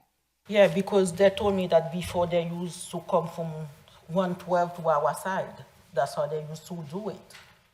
But after when we come there, they said that we could park temporarily where the other daycare is, I think 104 or something. Like we could come like at night time after daycare or something. In the morning, we have to move the car. In the weekend, we could park there for some time or something. But we doesn't have a place to park, a place to do nothing. Thank you for your comment. Unfortunately, we can't do anything about your concern because your property is not part of this property. So like I was saying, if you wanted to discuss a shared access, you would have to discuss that with the property owner. But we tried to do a driveway, but last time the guy told us that he sent a paper to ask for a permit or something. Did any paper come for us from Jack Trainer? Oh, that I'm not Jack sure. I Trainer. mean, you would need a permit, yes, to create a new curb cut. He said that he sent the paper in for the permit. Did you receive it? You don't know? We're the planning commission, we're volunteer members. You would have to speak to the building permits department at the township for that. Okay. Okay, thank Okay. you. All right, you're welcome. Thank you. Thank you all. Are there any other comments? I did actually have a question. We didn't discuss, so the one dwelling unit that's being proposed to be removed, is there functionally something wrong with that house that it would need to be demolished? No, there isn't, although, I mean, I have to say now, we'll at least look at it, but the problem is that it's a non-conforming structure, and you have a provision in your ordinance that says you can't leave a non-conforming structure on a lot and subdivide it. That's in your ordinance, so. Yeah, well, this is something that's come up before. Yeah, And I know Julie and I are particularly sensitive to getting rid of, houses that are in good Yeah. shape, being Well, it's, demolished. So I guess we can at least look at that, only because if we don't, it may not be non-conforming if we don't expand the right-of-way. Those things it's possible. Yeah. I just don't So- know the answer, but Okay. that it was non-conforming when we did the survey based on the right-of-way line. It may be that it's not if we don't expand. We'll have to go back and look at that. Yeah, I would recommend that you do, only because it looks like, based on where your proposed property lines are in your amended plan, Right. that existing house could remain where it is. Again, and it's increasing- possible. It's right. possible. We'll look at that, for sure. So that, if I can, speaking on behalf of the majority of us, I think, just based on our past conversations, is that if you can preserve existing housing stock, Right. that would be a preferred alternative to Right. maintain as much of the existing community character as possible, and then have your infill elsewhere. So that would be preferred if you're able to. Well, we'll look at that, because as I said, I think that part of the problem, it's not too much non-conforming, so it might be that if we combine that with not expanding the right-of-way, we may not have a non-conforming structure anymore, and that would take that problem away. It's the structure, not the dimensions that are non-conforming? In other words, it's in the front yard setback, and so it's non-conforming for that reason. And so if it's non-conforming for that reason, your ordinance says we can't subdivide the lot and leave the house there. And It's is an it- unusual ordinance. Most townships don't have that. It's not like we're increasing the nonconformity. The nonconformity is already there, but nonetheless, that's what your ordinance says, so. And that would be because the porch is. No, the encroaches porch into- would have to come off no matter what. So, okay, so the facade exclude, so it's not just the porch, but if you took the porch off, it Yeah, would the still be in the facade, front the setback? facade, it was non-conforming when we expanded the right-of-way. I'm not sure, it might not be now. We'll have to go back and look at that very carefully. Yeah, so maybe you can kind of evaluate it based Right. on the setback lines, based on the right-of-way. Right, right. And then consider it with a porch, without a porch, if Right, that changes the right, perspective. Right. Okay, thank you. We can do that. Okay. Is the, on lot 4, is that side porch, is that an open porch? I don't think so. And that's not, I'm so not that's sure. not conforming? No, I think it is conforming. Because beyond it's the a 30 side, foot because setback. it's a side yard. Is it a side yard? Is it? It's a side yard, yes. But as a corner property, you would have 2 front yards. Minimum, no, it's a side yard. Is that? Yeah. Jamie? Corner properties, do they have 2 front yards? Would that not be a front yard? They do have 2 front yards. Yeah, corner properties don't ever have side yards. They have 2 front yards and, That's how we showed it. okay, well, I think if we then I would also double check what your. Yeah, we will have to look at that. Yeah, because because it would be considered. That's right. I thought that. Well, I believe, yeah, if it's a corner lot, it has 2 front yards. But I'm not sure it has a full depth front yard. That's what I'm saying. The We'd have to look at the- definition of front yard says that in the case of a corner lot, there should be a front yard on each street on which lot abuts. Okay, does it say anything about the depth of the second front lot, though? No. Okay, we'll have to look back at that. Yeah, then. so it would- I thought there was something in that gave Yeah, us so a your different. front lot's a front lot regardless. Yeah. So Okay. if that's the case, then you can't do any of this because of the existing house. So you would either have to get rid of all of the homes, which is the least preferred option. Right. And if you have to come before the zoning hearing board for a variance for We'll the never get that. setbacks, That's fine. then All right, then you now- might as well ask it for both of the homes right. to You're preserve off both the of hook. them. You're off the hook. Says corner lot, in R4 district, Right. corner lot, 30-foot minimum on one street and 12-foot minimum on the Yeah, other street. okay. So yeah. you're right. Yeah, I thought we had, Oh, does it- we had looked at that, so. Does it specify which street, like a higher classification street? It's the one you have the most frontage on, I think, is what it says. And it's certainly the house faces, if you look at the house, Yeah, it faces on house faces Park. Park Road. That's Yeah, the front of the yeah, house. okay. And it's got a Park Road address, so. Got it, okay, Yeah, they're right. They're okay with that. okay, all right. Well, regardless. My blood pressure just went back down.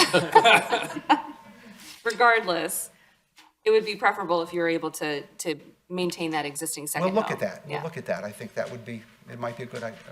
Yeah, okay, good. I second that that's generally been our sentiment. Yeah, okay. Okay. All right, thank you. Well, when we will hopefully be back in January with an amended plan that includes all of that. Thank you all very much. Okay, thank you. Would you be able, Say one last, quick comment? Anybody has a question? Would you be able to have a draft of your maintenance agreement with you next time?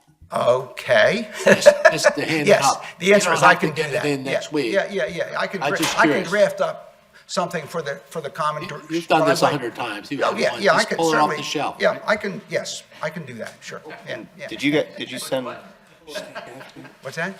For a few minutes. Sure, yeah.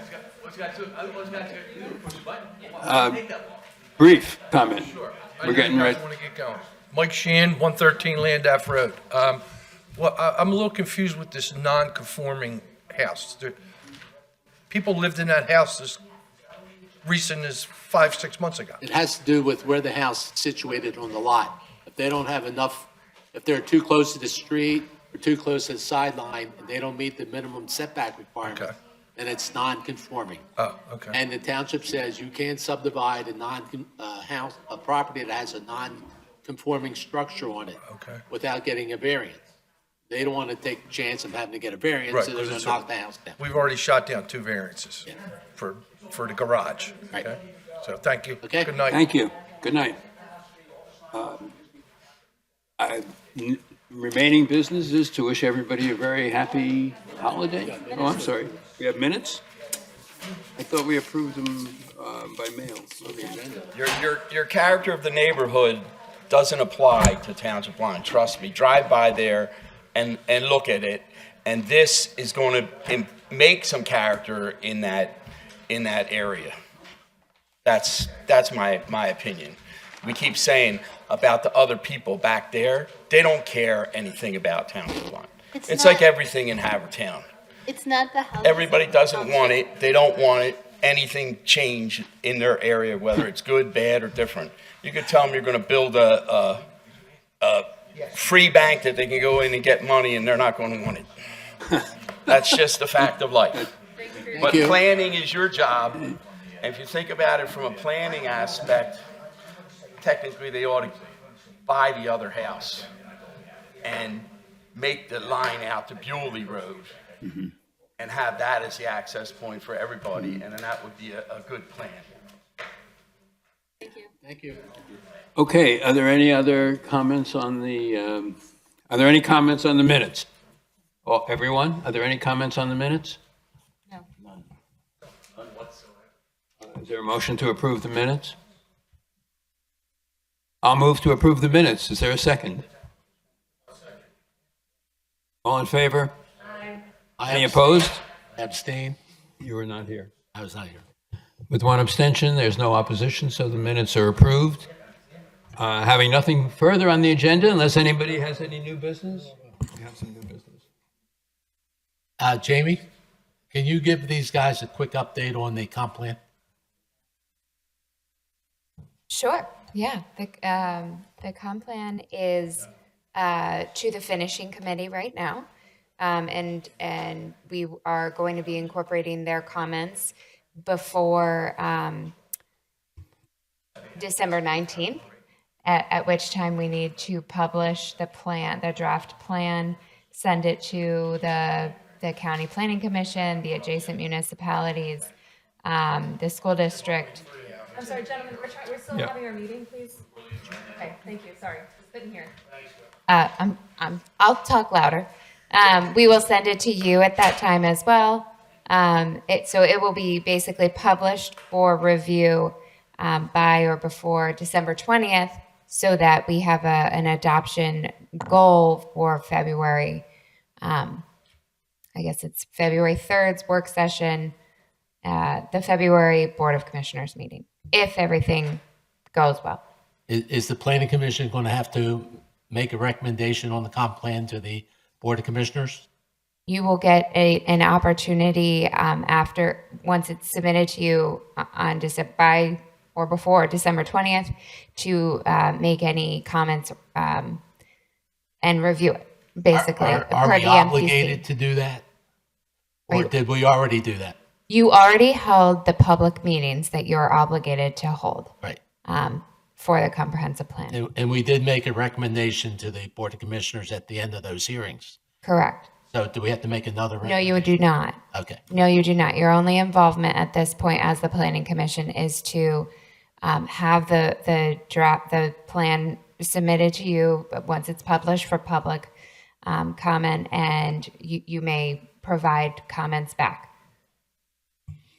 Okay, and then real quickly, can you update them on the status of the contract for the zoning ordinance amendments? Sure, absolutely. So in our efforts to utilize our ARPA funding and award a contract by the end of 2024, which is the requirement for that funding, we are going to kind of jumpstart the implementation of the comprehensive plan, and we put out an RFP for a consultant to perform a zoning ordinance rewrite, which is to basically update comprehensively the zoning ordinance. And we have awarded that. We recommended an award to FHI Studio at the Board of Commissioners meeting on Monday, and that was approved by the board.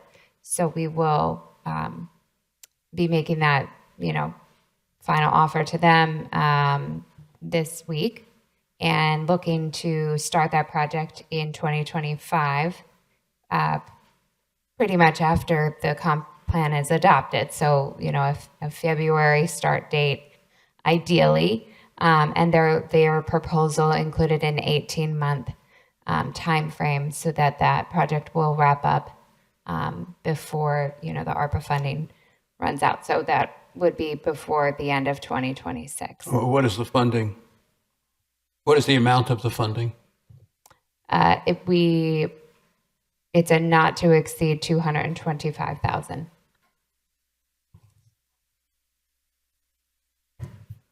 Any other questions about that proposal? Intent for the comprehensive plan, us get the draft December 20th, review it, public comment in January, and it goes to the commissioners early February? Correct.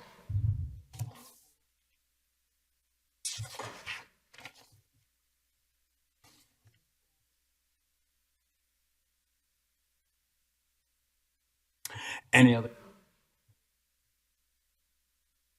Just want to wish everyone a happy holiday season and a happy new year.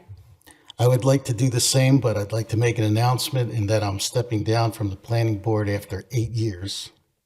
It's been a very rewarding experience working with a lot of very talented people, and I thank you very much. Well, thank you. Are you going to be at our next meeting? I don't think so. Thank you very much for your service and contribution. It's been great getting to know you. Good luck with your free evenings. Oh, wonderful. Well, we'll happy to have you back. And I'd like to wish everyone a Merry Christmas, a very happy holiday, and a great year in 2025. We're going to break out the song now? If you brought anything to wet our whistle. If there's no other new business, I entertain a motion to adjourn. So moved. Second? All in favor? Aye. We're adjourned. Thank you all.